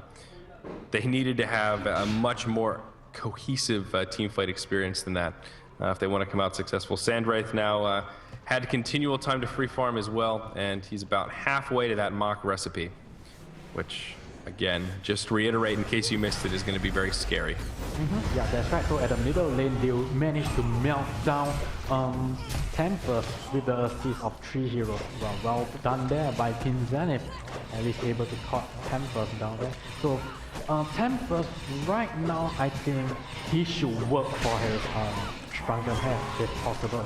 So once he got the Shrunken Head, then he will definitely be immortal in this game. He will just Shrunken Head and just go in to cast the item of the fight. But wow, they just got Sandwraith and just melted him just like that. And wow, that's a good sign. They actually brought Sandwraith down and slowed down his farm by a bit. So that's maybe the stepping stone they needed. And yeah, well, but that tower kill as well, that's gonna pretty much put them back to where they started after that last team fight genocide. And as you mentioned, slowing down Sandwraith is really valuable right now, but he's still scary without the Mach. Just having that Sword of the High makes that auto attack damage that he can do pretty damn intimidating. And oh god, a beautiful Elemental Void gonna catch all 5. Polywalk Priest gonna throw the wards down as well. If only there was a Plague, Tempest gonna get absolutely obliterated. Plague Rider's on his way, he's gonna throw the ulti, and well, it's not gonna catch any bounces, but still, the Hellborn team cleaning this up pretty effectively. That's going to make it a 4 for 1, I guess. Sandwraith just now popping up.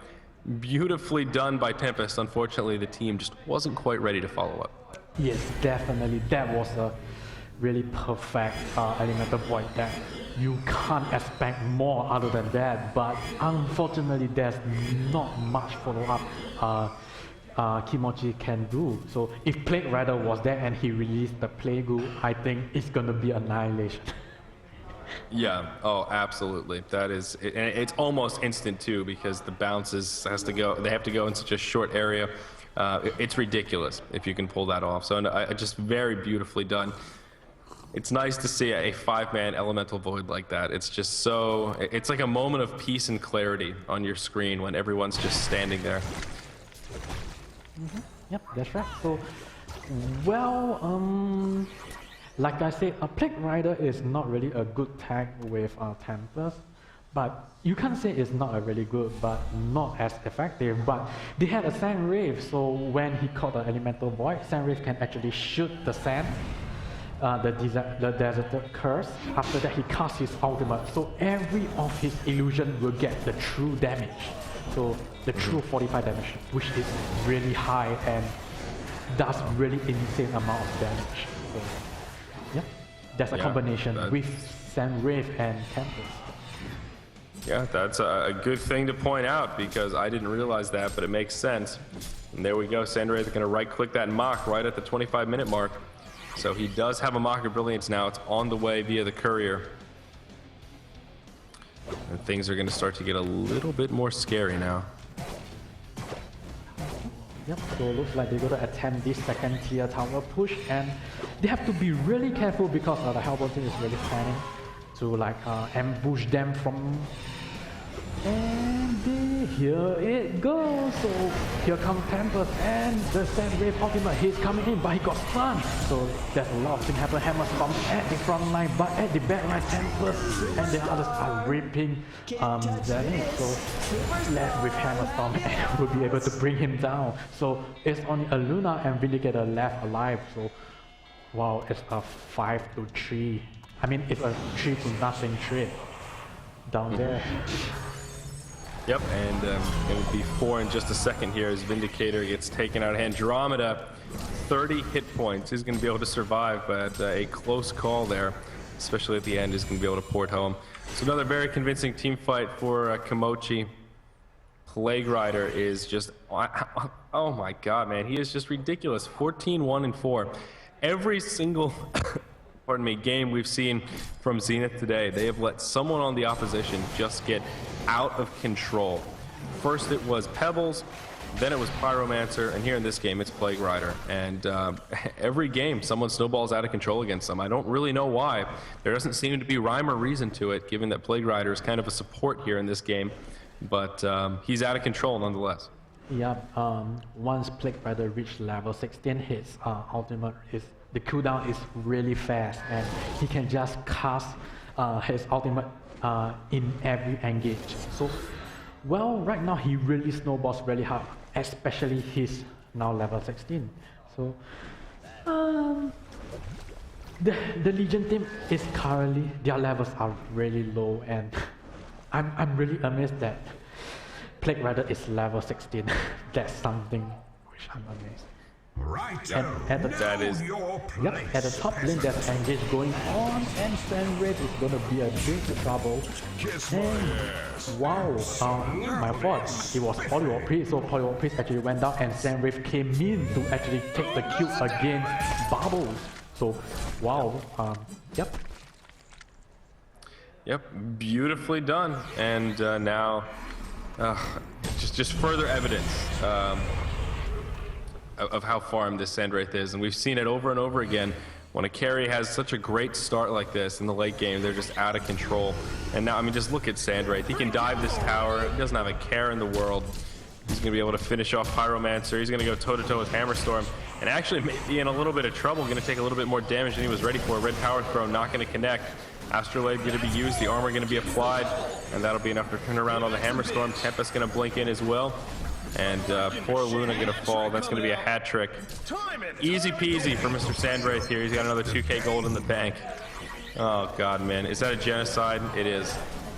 Yep, it was a genocide for Team Zenith, so very unfortunate, and I have to say that it's almost over because Sam Wraith is his level 19 and the highest is Vindicator and Bubbles, which is at level 14. So as I said, they don't have a late game carry, so it's going to be really tough for them unless they instantly burst down Sam Wraith. So if Sam Wraith is dead, then they might stand a chance to win the clash, but if he's alive, there's no way you're going to win the clash because it's really hard to burst down Sam Wraith. One thing, he does not appear for you to burst him down because he always casts his ultimate and then come into the clash. So it's really hard to catch him. And one thing, he has the ability to walk past Tyrion's entries as well. Yep. That is certainly true, good sir. And yeah, I mean, just again, looking at the inventories, you see such a difference between these two teams. We're going to hold that thought because up in the top lane, Sandwraith going toe-to-toe with Bubbles. And this is when playing Sandwraith gets really fun. He can just ult in pretty much anywhere and pick up a kill. He doesn't have to be afraid of anything they're going to throw his way. He's going to be in a little bit of trouble up in the top lane. He is actually going to go down. Luna going to be able to finish him off. So that Hammer Storm starting to get a little bit scary. All he has is a portal key, but with the ultimate, his damage is still pretty damn high. Luna gonna get taken out, Hammer Storm gonna get swapped. There's the tongue tie, and yeah, I think he's gonna fall here. They may have to dive the tower, but yeah, down he goes. Know your place. Yep, so wow, really well played right here. And at the bottom lane, Tempest actually jumped onto Pyromancer, so Pyromancer again a big shot right here, he's definitely going to fall. Wow, but before he died, he brings Tempest down with him, so wow, not bad. He actually brings Tempest down. And yeah. Still a genocide, unfortunately, though. Yeah, it's a genocide for Team Zenith, unfortunately. That's really one thing that I don't really want to point out.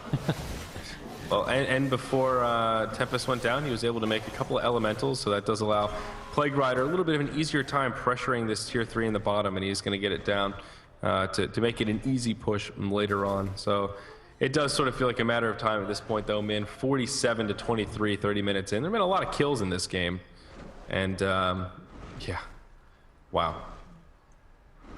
Yep, definitely. So, well, it's a matter of time whether they decided to make the push because currently Sandwraith has a Firebrand and I think he's going for the Frostburn, if not the Jomica's Bane. So I think that he should go for the Shrunken Head because there's quite a lot of magic damage on the Legion team. So if he go for the Shrunken Head, I think they can end the game now. Yeah, that's a good point. There is a lot of magic damage. And Vindicator is working on that Health Flower, so that will be something else that he's going to have to deal with coming up here. But they are going to go for a Kongor kill. We'll see how it works out for him. No vision for the Legion side at all. And I don't even know if they can react to it fast enough here to make something happen. And even if they knew about it, I don't know if they have the team to take a fight in the Kongor pit. So he is going to fall. Sandwraith's going to pick up that token, and they're going to be on their merry way. Now they got to kill him twice. That is damn scary. Right away, Sandwraith's going to pop the ulti. Which one is he going to end up at? Hasn't decided yet. It's going to be up in the top. Bubble's going to fall handily to Sandwraith. Yeah, that's right. So that's the power of the Sandwraith. He can go anywhere. I have mentioned lots of times. That's right. He is always my favorite carry hero in Heroes of New Earth.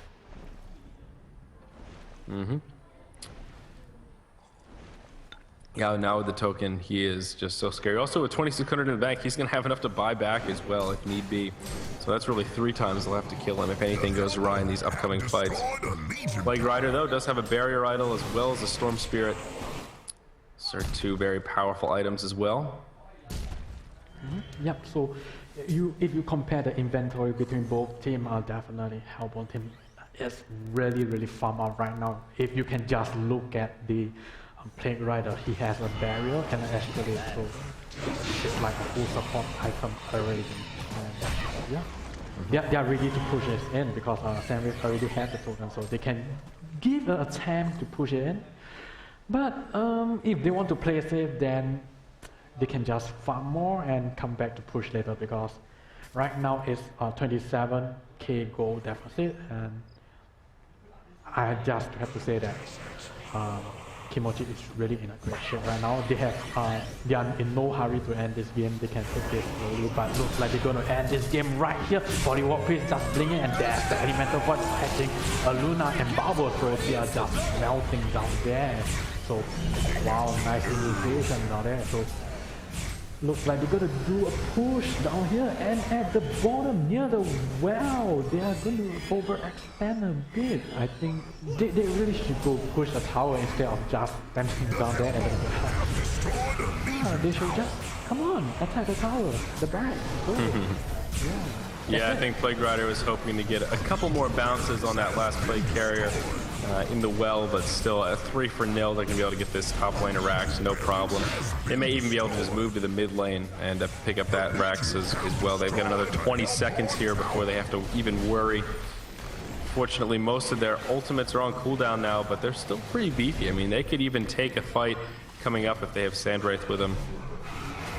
Although they need to be careful not to overextend too far. Andromeda going to swap. A lot of portal keys going to be used. Polywog Priest going to get initiated on. Shrunken Head going to be popped. Now Hammerstorm going to be the target of choice. Vindicator going to throw out the ultimate. That's going to delay them a little bit. Polywog Priest going to try and portal key out. Not going to get the portal key cooldown he's looking for. And he is going to go down. So I think that will be the Kimochi Q to get out of the base. Sandwraith does have the creep wave coming though. He's finished the Geometer's Bane as well. Just picking up a bit of farm here in the mid. So looks like the Team Zenith managed to push Kimochi back and managed to catch 3 kills. Plague Rider will win on himself, but well, unfortunately still gonna fall. But Sandwraith is just coming in, going a hat trick and going for the quad kill with Vindicator. Is Vindicator gonna die here? And that's the time he's gonna die from over the quad kill. And will there be annihilation? Will there be? It very well may be. Hammerstorm cannot go toe-to-toe with Sandwraith. He's going to walk onto the sand. And there you go. Annihilation coming out for Sandwraith. Man, I think that is safe to say this game is over. When the Sandwraith gets an annihilation, hashtag GG IRL. Yep, that's right. I mean, wow. Really. Just one Sandwraith will be able to kill all of them. That's really great. That's the power of the Sandwraith. Don't underestimate Sandwraith. But well, he actually went for the Brutalizer build, which I don't really recommend, because I rather he go for a tank build, because if you can't burst down Sandwraith and he has a Behemoth Heart or a Frost Skull, then it makes him more tanky and more invulnerable to attack. So yep, well, it may be a little bit of a troll item choice here. They definitely had some room to play around with their items if that was their chosen path. Sandwraith's just going to go man mode here. He's still got the token, so he is absolutely not a care in the world about burning it right outside the well. The mid lane of Rax has fallen. Bottom lane very well may fall also, but the creeps are pushing in, and these tier 4 towers are going to start taking a lot of damage. Beautiful Elemental Void gonna catch this entire Legion team. That's gonna be an easy genocide. And there you go, even the courier gonna get taken out. The second courier that's gone down in this game. At least 4 genocides. Kimochi gonna be able to take a nice win here in the 5th game of the night. Yeah, that's right. Definitely Kimochi is going to take this win home, and really well played there. This Tempest really do his job really well. He almost caught like 2 to like 5 heroes every Elemental Void. So besides the one that he got silenced by Bubbles instantly, otherwise it's like perfect. So GG Cup caught by Sandwraith, and there we go, a GG. A GG. Yep, the World Tree under attack here, and gonna fall in just a couple of moments. So indeed, GG, well played. It was an interesting game, a nice roster for Kimochi. Our Thai team showing us what they're made of. Yep, that's right. So, wow, they are really strong, aren't they? Thais. So what do you think about them, about this game? Well, Sandroid just got out of control. I was really skeptical they were going to be able to pull that off because of that start that Pyromancer had. Starting with those 2 early kills, they were able to shut down Sandwraith in his lane, but then Pyro just kind of threw it all away. Sandwraith got those 2 quick kills, and after that was the beginning of the end, as soon as Sandwraith hit level 5. So after that, there was no turning back, and he got out of control. If you have that killer try lane, you got to make sure you never lose to the dual lane.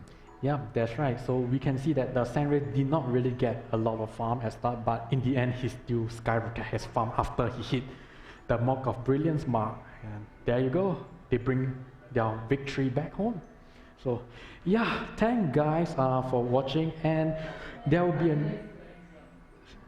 be a next game in coming up in 5 to 10 minutes, so stay tuned to us, and I really appreciate that you joined us so far from 12 p.m. until now, and I really appreciate your effort to watch and stay with us. So stay tuned and catch us more.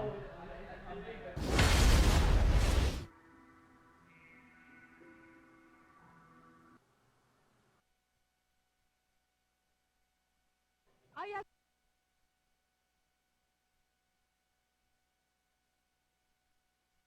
As long as you're prestige member, you get 30% off store. Don't bring me down. Don't bring me down. Don't bring me down. Don't bring me down. Don't bring me down. Don't bring me down. Don't tell me our youth is running out. It's only just begun. Don't tell me our youth is running out. It's only just begun. Don't tell me our youth is running out. It's only just begun. Don't tell me our youth is running out. It's only just begun. Begun, begun, begun, begun, begun, begun, begun.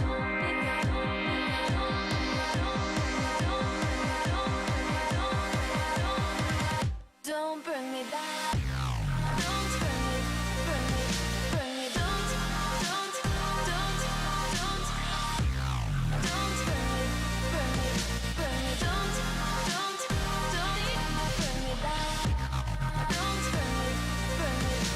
me,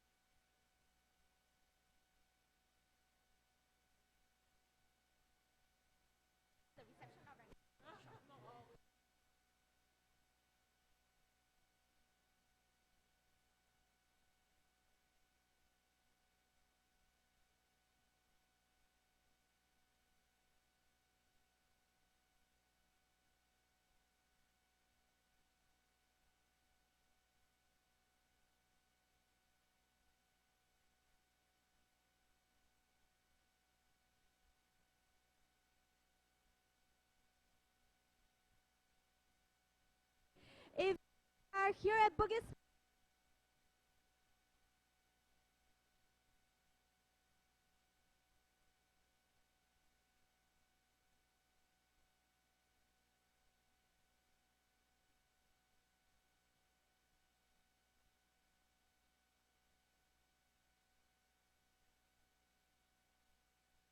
up for Halloween, you might want to take a leap.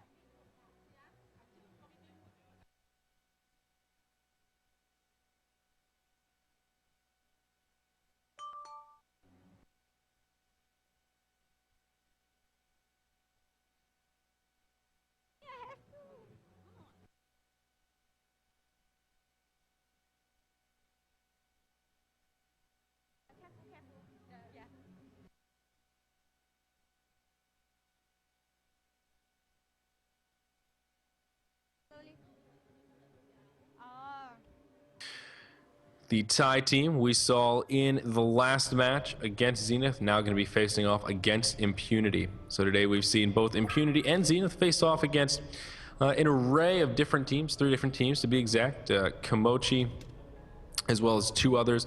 And yeah, we're yet to see Impunity face off against Zenith. Of course, that will be coming in the weeks to follow, but it's still interesting to sort of benchmark the 2 teams against the same opponents. It's been an interesting way to sort of analyze how they've been going about it. Unfortunately, Zenith ending the night 0-3, not really what they were looking for, but we'll see how Impunity does about Kimochi. Now, as we mentioned in that last game, Kimochi not a team that we knew too much about, but I have to say I was impressed. The Thai teams definitely have their own way about things, but quite skillful in that last match. Just a lot of really great control, and I don't know, just pretty impressive. It seemed every team fight they just sort of had superior positioning, more of a plan in mind.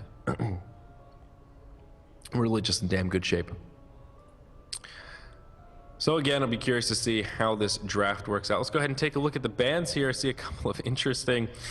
Tundra, Ophelia going to be the blind bands for Kimochi, but Tundra, Kraken going to be the 2 bands from Impunity. Now, Kraken used to be such a loved hero, but unfortunately they beat him upside the head with the Nerf stick. His ultimate no longer goes through Shrunken Head, and that was it for Kraken. That's all she wrote. So an interesting choice. I'm trying to think of any sort of potential possibility here that Impunity may be scared to go against, of why they wouldn't want Kraken in this game.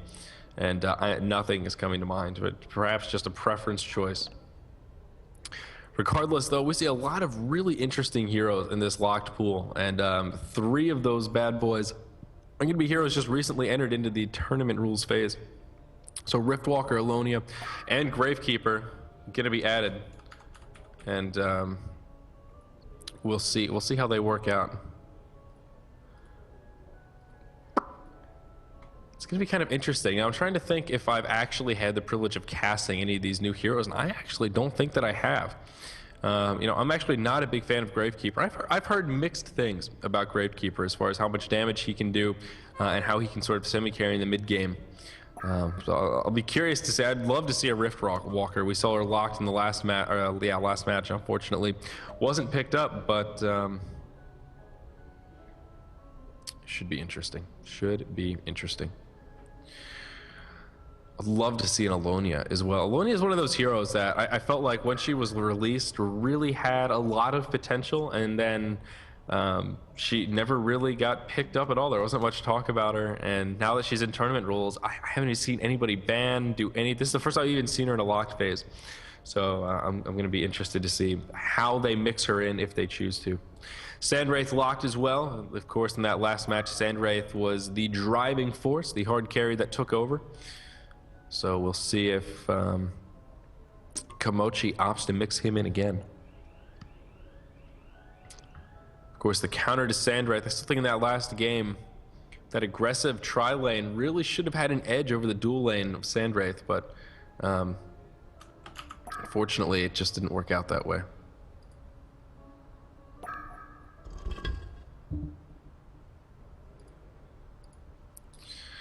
So, bans are now complete as well. Let's go through them one by one, shall we? Fade, Lord South Forest, Tempest, Meraxis, Wild Soul, and Warbeast.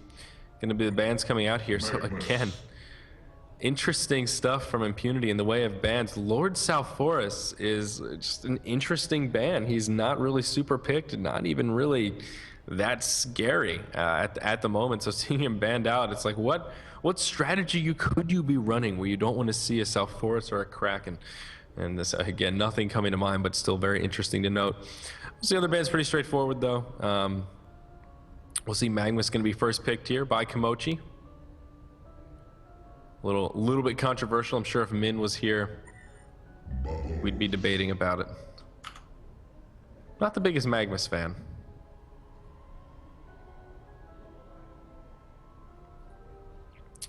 But we'll see. Just so many other powerful heroes on the board. I mean, even a first pick Bubbles is, in my mind, so much more valuable than a Magmas. There are quite a few potential support heroes in that locked pool as well. Nice versatility. The nice thing about having a Torturer and Polywog Priest in there is you do have two heroes that are very versatile. They can both play that solo mid, they could both fit into a tri-lane, and they could both play that kind of babysitter support role. So that does open up a lot of flexibility here. Glacius is still on the board, and yep, he's going to be picked up. Bubbles Glacius, no surprise about that from Impunity. And that's kind of exactly what I was talking about with, is Magmas really first pick material? Myrmidon and Moon Queen going to be the next two. We spent a good portion of the last match talking about Myrmidon and how little I enjoy him. I admit it, I'm definitely a little bit biased against Myrmidon. I still don't think he brings that much to the table. Really, the only two places where I feel he fits in are in a tri-lane, an aggressive tri-lane, mind you, and sort of that dual roaming support strategy, like a Myrmidon Hammerstorm roaming gank squad, something like that. And it just doesn't really seem to work that well. At best, it's sort of a break even when you could have just set up a really powerful lane to get a little better lane control. Unless they're going to try and run a tri-lane. And with the Magmas, I mean, they could do a Moon Queen Myrmidon Magmas lane. I think that there would be some issues with the relative short range, but it's still a possibility.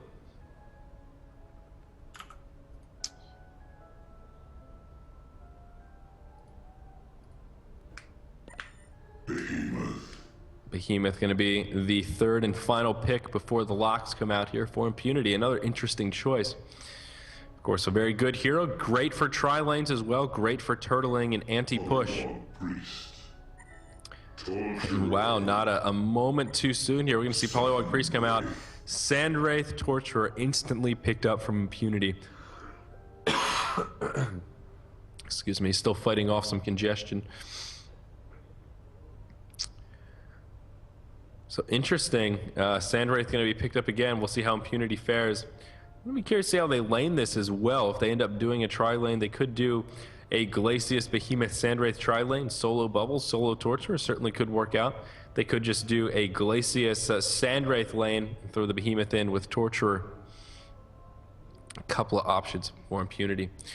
So as we can see here though, Komochi really taking their time trying to figure out what they want to do. They're going to have to take one of these heroes. Which one is it going to be? And it seems they're not really happy about being forced with any of them. I don't know what they were hoping for here, if they were hoping for the Bubbles or the Sandwraith perhaps, and this is just their worst case scenario coming true. I don't know what they want to go for here. I guess Riftwalker would be the most interesting. Could synergize with that Magmas ulti a little bit, as well as the Polywog Priest Swords. Alonia as well, some of that teamfight potential.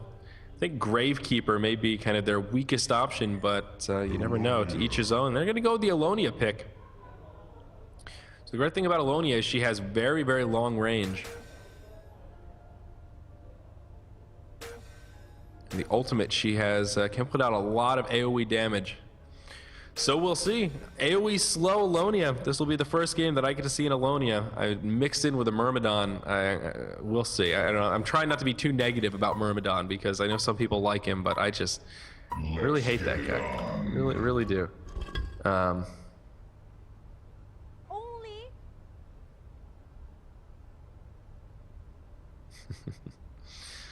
So we'll see. Should be an interesting game nonetheless.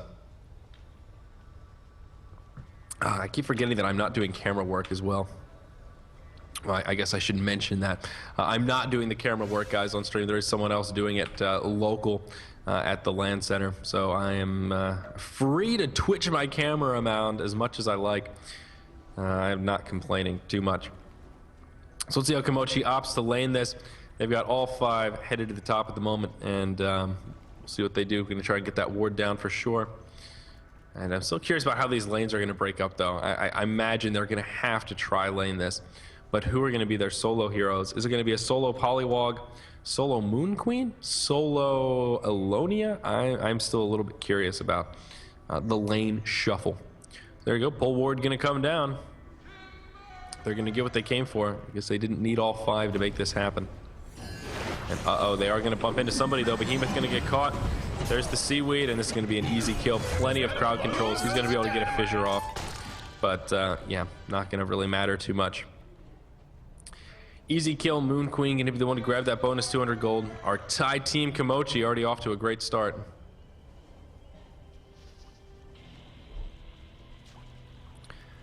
So even though they didn't need all 5 to plant that ward, that's kind of exactly what they were looking for. And they got it. So we're going to have a solo Torturer and a solo Bubbles.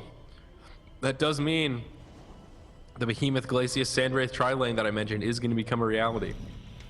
Now, of course, there is an innate issue with this. Double melee tri-lanes tend to be a little bit difficult. There is an advantageous factor here that Sandwraith is the primary farm recipient, so he can utilize a hatchet for bonus farm.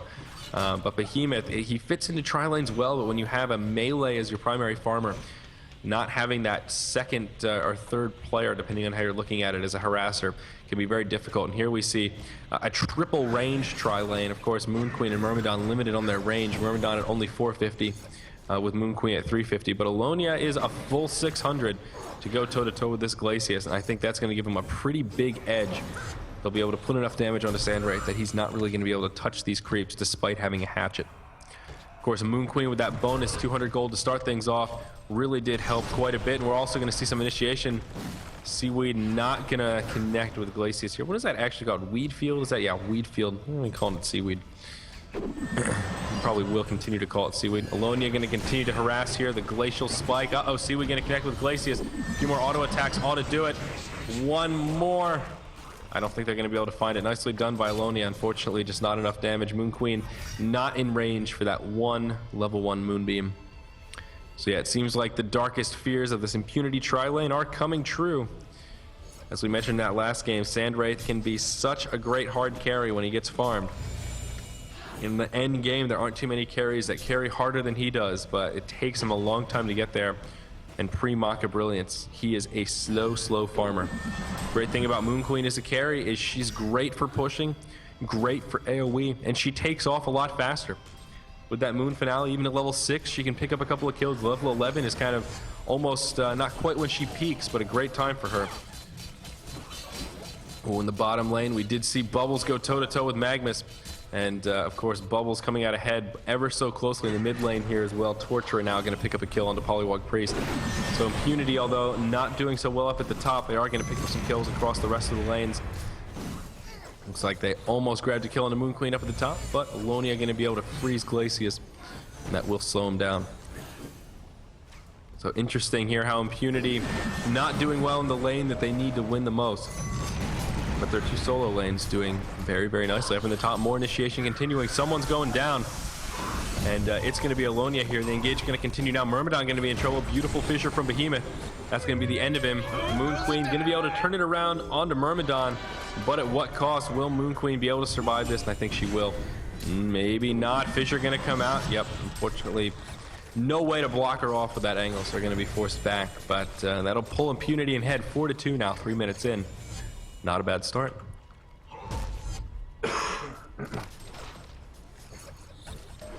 Let's take a look at raw creep farm here. Torturer leading the way with about 14 creep kills. Oh, we're going to hold that thought as there's more initiation up in the top.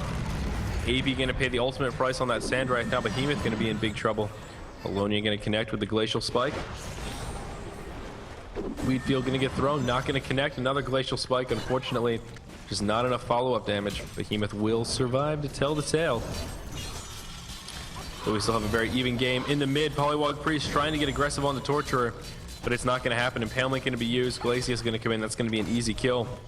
Ron going for the Impalement primary build here. Level 2 Chain Reaction, level 3 Impalement. No Agonizing Bonds. A great choice against this Polywog Priest. He's going to be able to chase him down, stay on top of him, and do a hell of a lot of damage. I love that really aggressive Torturer. I think Impunity is going to be in pretty good shape here. So although Moon Queen had a great start, this Sandwraith is starting to turn things around a little bit. He's 1-1-1. And really for a Sandwraith, this early on, getting a kill and exchanging a death for it is not the end of the world. He's only 10-1 in creep score, but he's plus 200 GPM. He's still in great shape. He's par for the course right now. And it could be a lot worse, let's put it that way.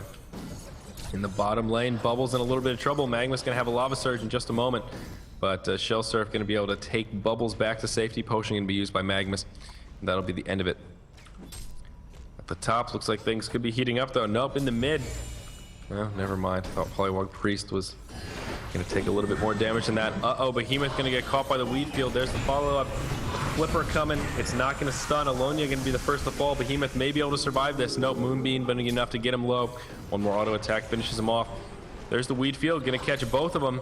Myrmidon headed for the hills. There's the freeze, though. I think he very well may fall. Eric going to be the one to grab that last hit. AB going to be able to throw sand on the Moon Queen. One or two more ought to do it. I think this last auto attack will be enough. Yes, it will. AB going to grab that last hit. And that's going to be a 3-0. Oh, pardon me, did Behemoth fall? Yes, he did. That's going to be a 3-1. But still, great news. Any kills for Sandwraith is absolutely fantastic. Look at that GPM chart now. Skyrocketing. Now up to about 320 GPM. He is in great shape. Anytime Sandwraith is leading the way in the first 10 minutes, first 5 minutes, oh god, it's going to be a repeat of last game. I think this Sandwraith will just get out of control.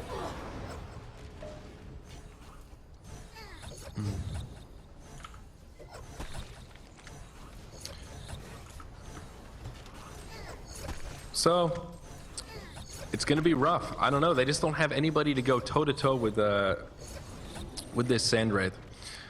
Problem is, Moon Queen's farm is just not going to be able to keep up. In the mid lane, uh-oh, Polywog Priest in big trouble. Going to be able to use an Electric Jolt on Torturer. I don't think it's going to be enough.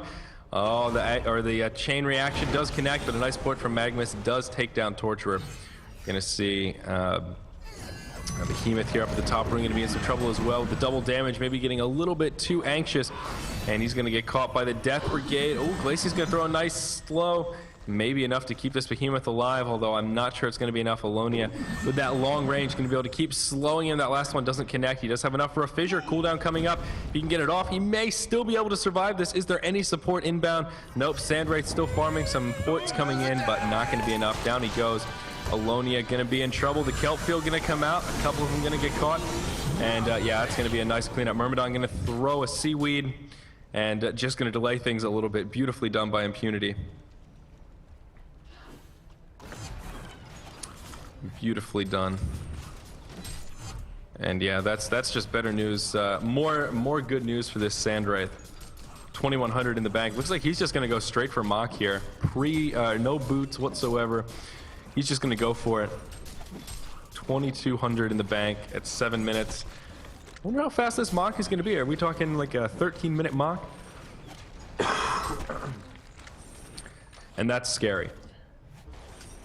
Because we talked about how Sandwraith can be such a powerful carry once that farm gets out of control with the Mach of Brilliance. And it's all about slowing down that Mach time. I mean, the most valuable time to gank a Sandwraith is in the first couple moments.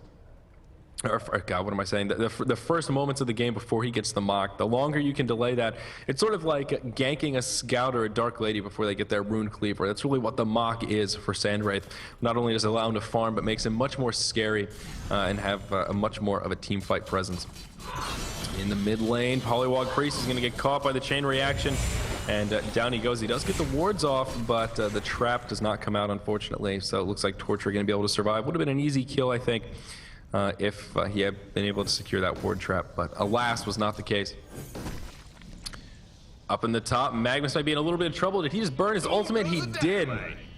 In the bottom lane, though, it's going to be a 1-for-1. Moon Queen going to trade for Bubbles. I was actually looking at the top lane. I thought an engage was going to start onto Magnus. So I did miss that action down in the bottom. I don't know which one the cameraman was looking at.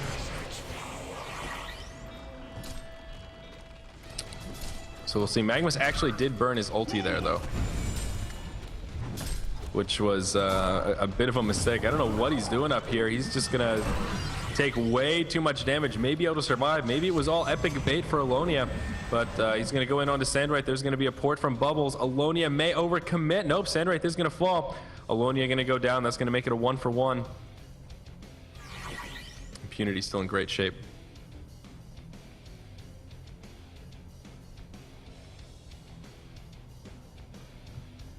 Hot streak. And ult in the mid lane here. Roan going to be able to finish off Polywog Priest in the mid. This Torture is just out of control. 4-1 and 2, over 300 GPM. He's going to be in great shape and really start to do it. It's going to be an example of sort of Torturer carry, especially in the mid game here. And that's what's great about the lane setup that Impunity did. Torture is going to be here to kind of semi-carry in the mid game, and then once we sort of get to the tail end of the mid game, hell, even with the start the Sandwraith has, maybe even in the early game, or in the early portion of the mid game as well, will be able to carry. So they've got the kind of the trifecta. They've got some pushing power, they've got mid game, and they've got late game power. And of course, they're ahead by a nice margin now as well.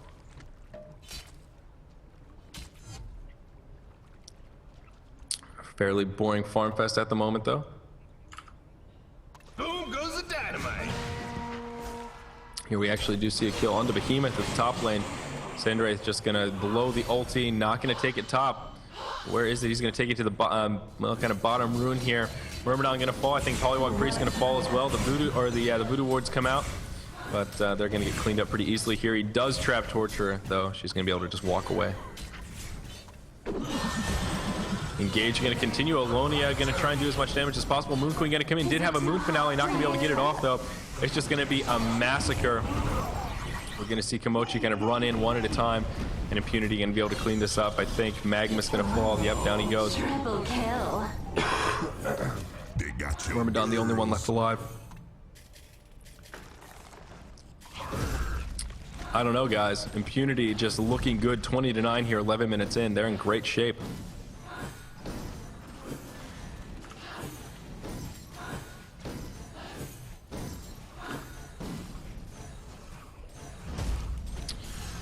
They're going to be able to get this tier 1 tower in the mid lane, it looks like. Will it get denied? The glyph is going to get burned. Glacius going to be forced back. Glacius trying to finish it off, and nicely done by Polywog Priest. Is going to be able to get that tower denied. So that is one positive here amongst a slew of negatives for Komochi.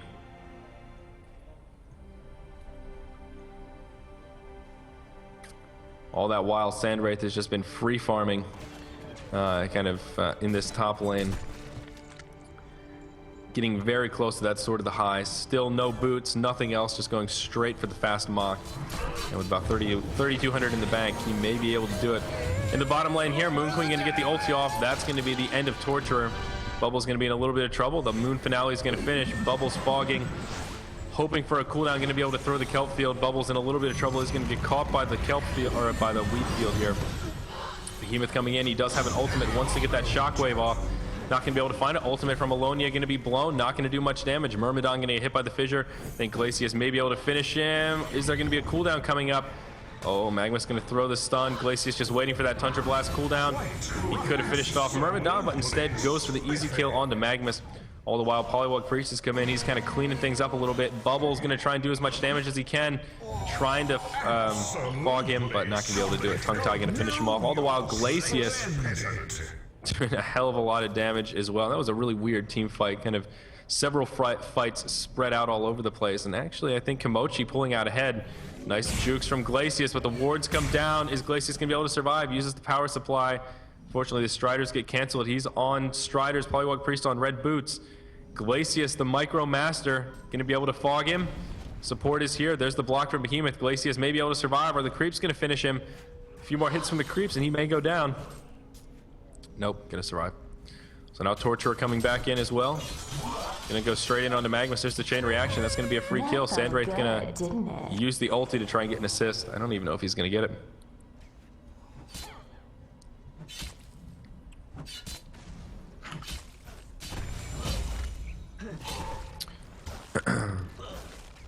So yeah, although it was not a bad team fight from Kimochi, ended up being still sort of a cost and effective exchange. 7.5k gold, 8k experience deficit. It's about to be a little bit more here as this tier 1 in the bottom lane is destined to fall. The Hellborn have destroyed a Legion tower. Sort of the high picked up on Sandwraith now as well. Well on his way to the Maka Brilliance.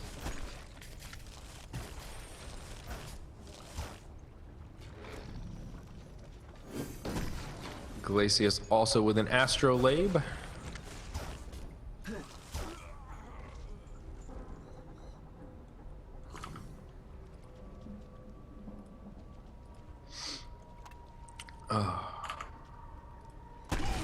So we'll see more initiation continue down here, perhaps. I think Magnus going to find himself in a bit of a sticky wicket. There's the silence, there's the kelp field. I don't even know if the kelp field was necessary here. And wow, a lot of overkill. Chain reaction would have been enough. The shockwave going to be burned as well. Pardon me, Glacius going to get caught and is going to go down to the hands of Myrmidon.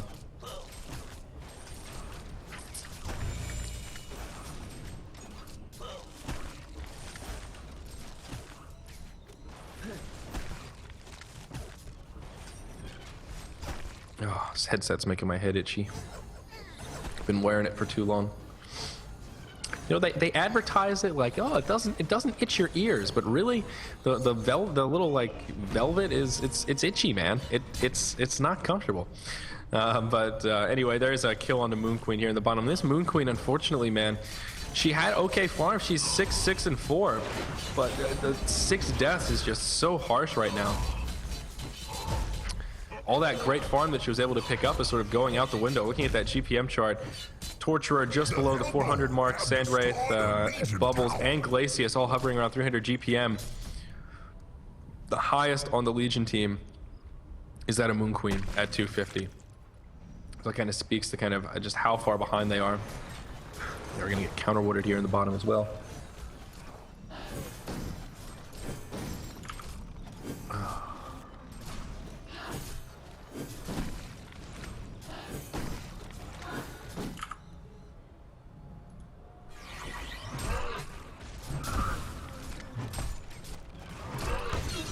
Magnus gonna be in a little bit of trouble here. Yep, down he goes. This poor Magnus, man. He has just been caught farming too far forward so many times. 0-7 and 6.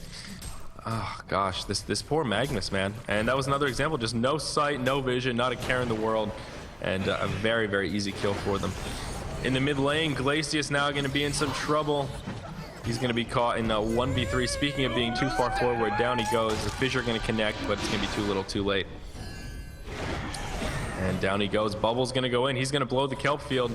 He's gonna proc on Myrmidon again. Just no follow-up. Sandwraith this year, though. He's got his mock and nothing else. 15-minute mock or so. The voodoo wards come out. Moon Finale gonna be used as well. Time and time again. He's got the mock, but I still don't know if Impunity can take this fight head on. It makes Sandwraith scary. He's gonna micro through the trees. He's actually doing a lot of damage to this team right now.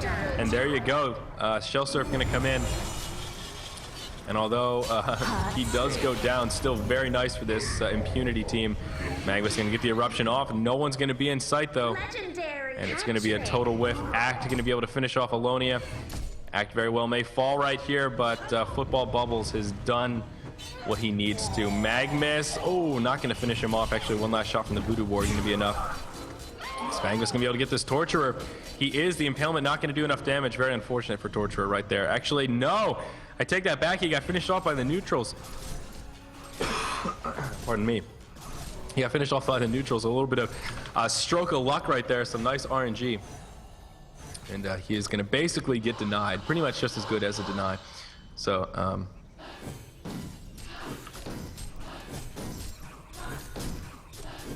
yep. Yep. The inventory is starting to really paint a clear picture, though. We're seeing big items get picked up for the Hellborn, and very little in the way of big items for the Legion.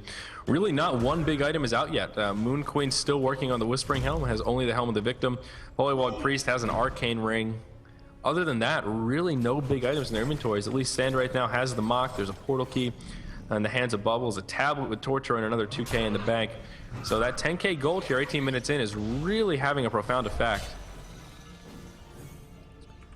Inventories just look so vastly different.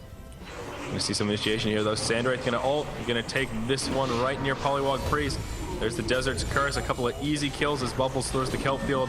Moon Queen gonna fall right here. No Moon Finale. That's gonna be a 3-0.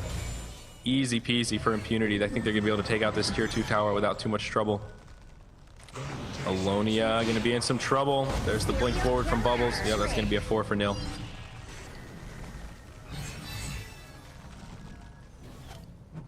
So we'll see what Impunity does with this victory of a push. They can probably take out the tier 2 in mid.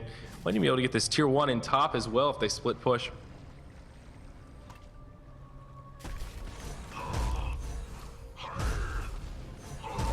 They actually, well, didn't really use their time that wisely. Everyone's going to be up in just a couple of seconds here, so not going to pressure, just going to clear up some creeps. They will be able to get this tier 1 in the top lane though, so that is a big positive after winning that team fight. 15K gold, 13K experience. Pretty big lead.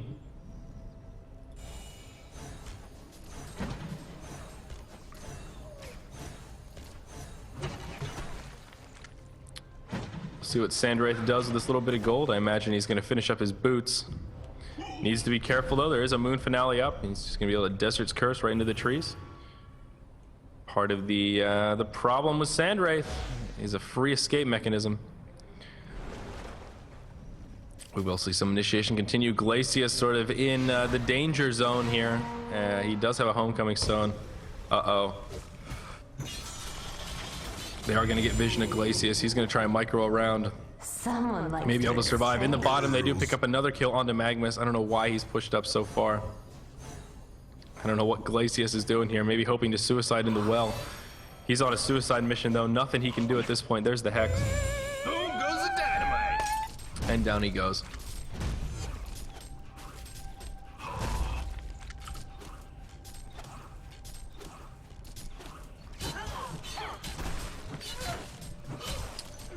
So things continuing to look a little bit rough for Komochi here. A few small signs of life here and there, but all in all, it seems they're kind of running on empty without a plan. Moon Queen's still their leading farmer at about 250 GPM. Since we last looked at items maybe 3 or 4 minutes ago, nothing has changed on this Legion side. Moon Queen's still yet to finish that Whispering Helm. Oh man, they're just falling further and further behind.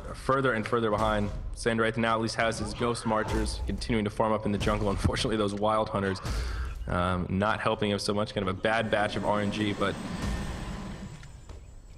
yeah, Sandwraith is just out of control at this point. Even Torture, he's already got an Acolyte staff, so whether that's going to be a Frostfield plate or if it's going to be a Sheepstick, Torturer is scary right now. I have a feeling it'll be a Sheepstick, has that Mana Tube already. So if that's the case, he's just about 1,500 off that Blessed Orb.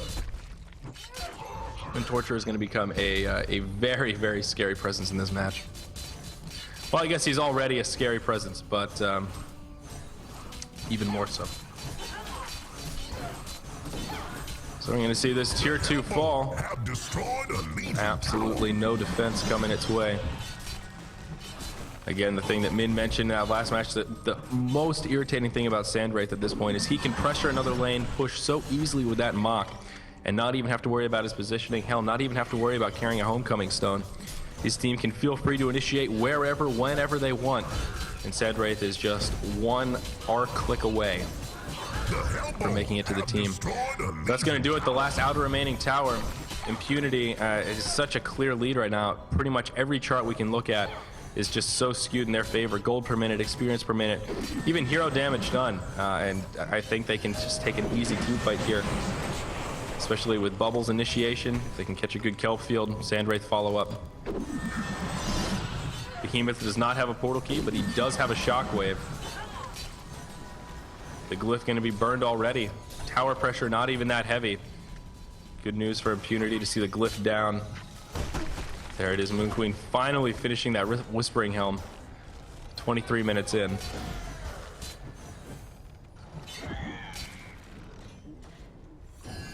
Impunity being very careful here though, not looking to overcommit. All they need is a good creep wave. That's really what counters Moon Finale here. Need to be careful not to overcommit. Glacius going to get caught by the salmon. It's like ring around the rosy at this point. Both teams trying to find the golden opportunity, but really yet to find it. It seems Impunity a much more victim to the poke of Kimochi. Again, Sandwraith just going back to farming, another 1,500 in the bank. Going to be able to ult in whenever this engage actually starts. This tower taking a lot of poke damage as well. Here's the engage. Sandwraith ulti going to be burned. Oh my god, beautiful shockwave coming out from that behemoth. And I think that's going to serve to be a very easy team fight. Beautiful eruption from Magnus as well. Unfortunately, only secures a kill on Torturer. It's a 1-for-5 exchange. And yeah, that's basically the nail in the coffin. If this vote to concede doesn't come out here, if they don't end it with this push, I think that's going to be the end regardless. There's no slowing down this Sandwraith. Yeah, the GGs do come out. And I think in just time, very nicely done. A very worthy win for IMP right there. You just can't let that Sandwraith get that out of control. You have to stop him from farming. You can't let him go super greedy and say, I'm going to get Maka Brilliance first before Boots and get away with it. You've got to punish that. You've got to repeatedly gank him, capitalize on the fact that he's not even going to have red boots when most of the players on your team should have upgraded boots, if only just Striders. So, bit of a mistake. Well played by AB though. 7-3 and 16 Sandwraith. That's how you do it. 450 GPM. So that does it though, guys. That is the end of Project Smackdown week number 2. Of course, Min was here for most of the cast. I just needed to solo cast this last game. So thank you for joining us, guys. We do certainly appreciate it. There are many more weeks to come of Impunity and Zenith training and facing off against one another until we have the epic cataclysmic end when they actually go toe-to-toe. So it's been interesting so far, and be sure to stay tuned. You can check out Garena.com for the details about this event and other tournaments happening in the Southeast Asian scene.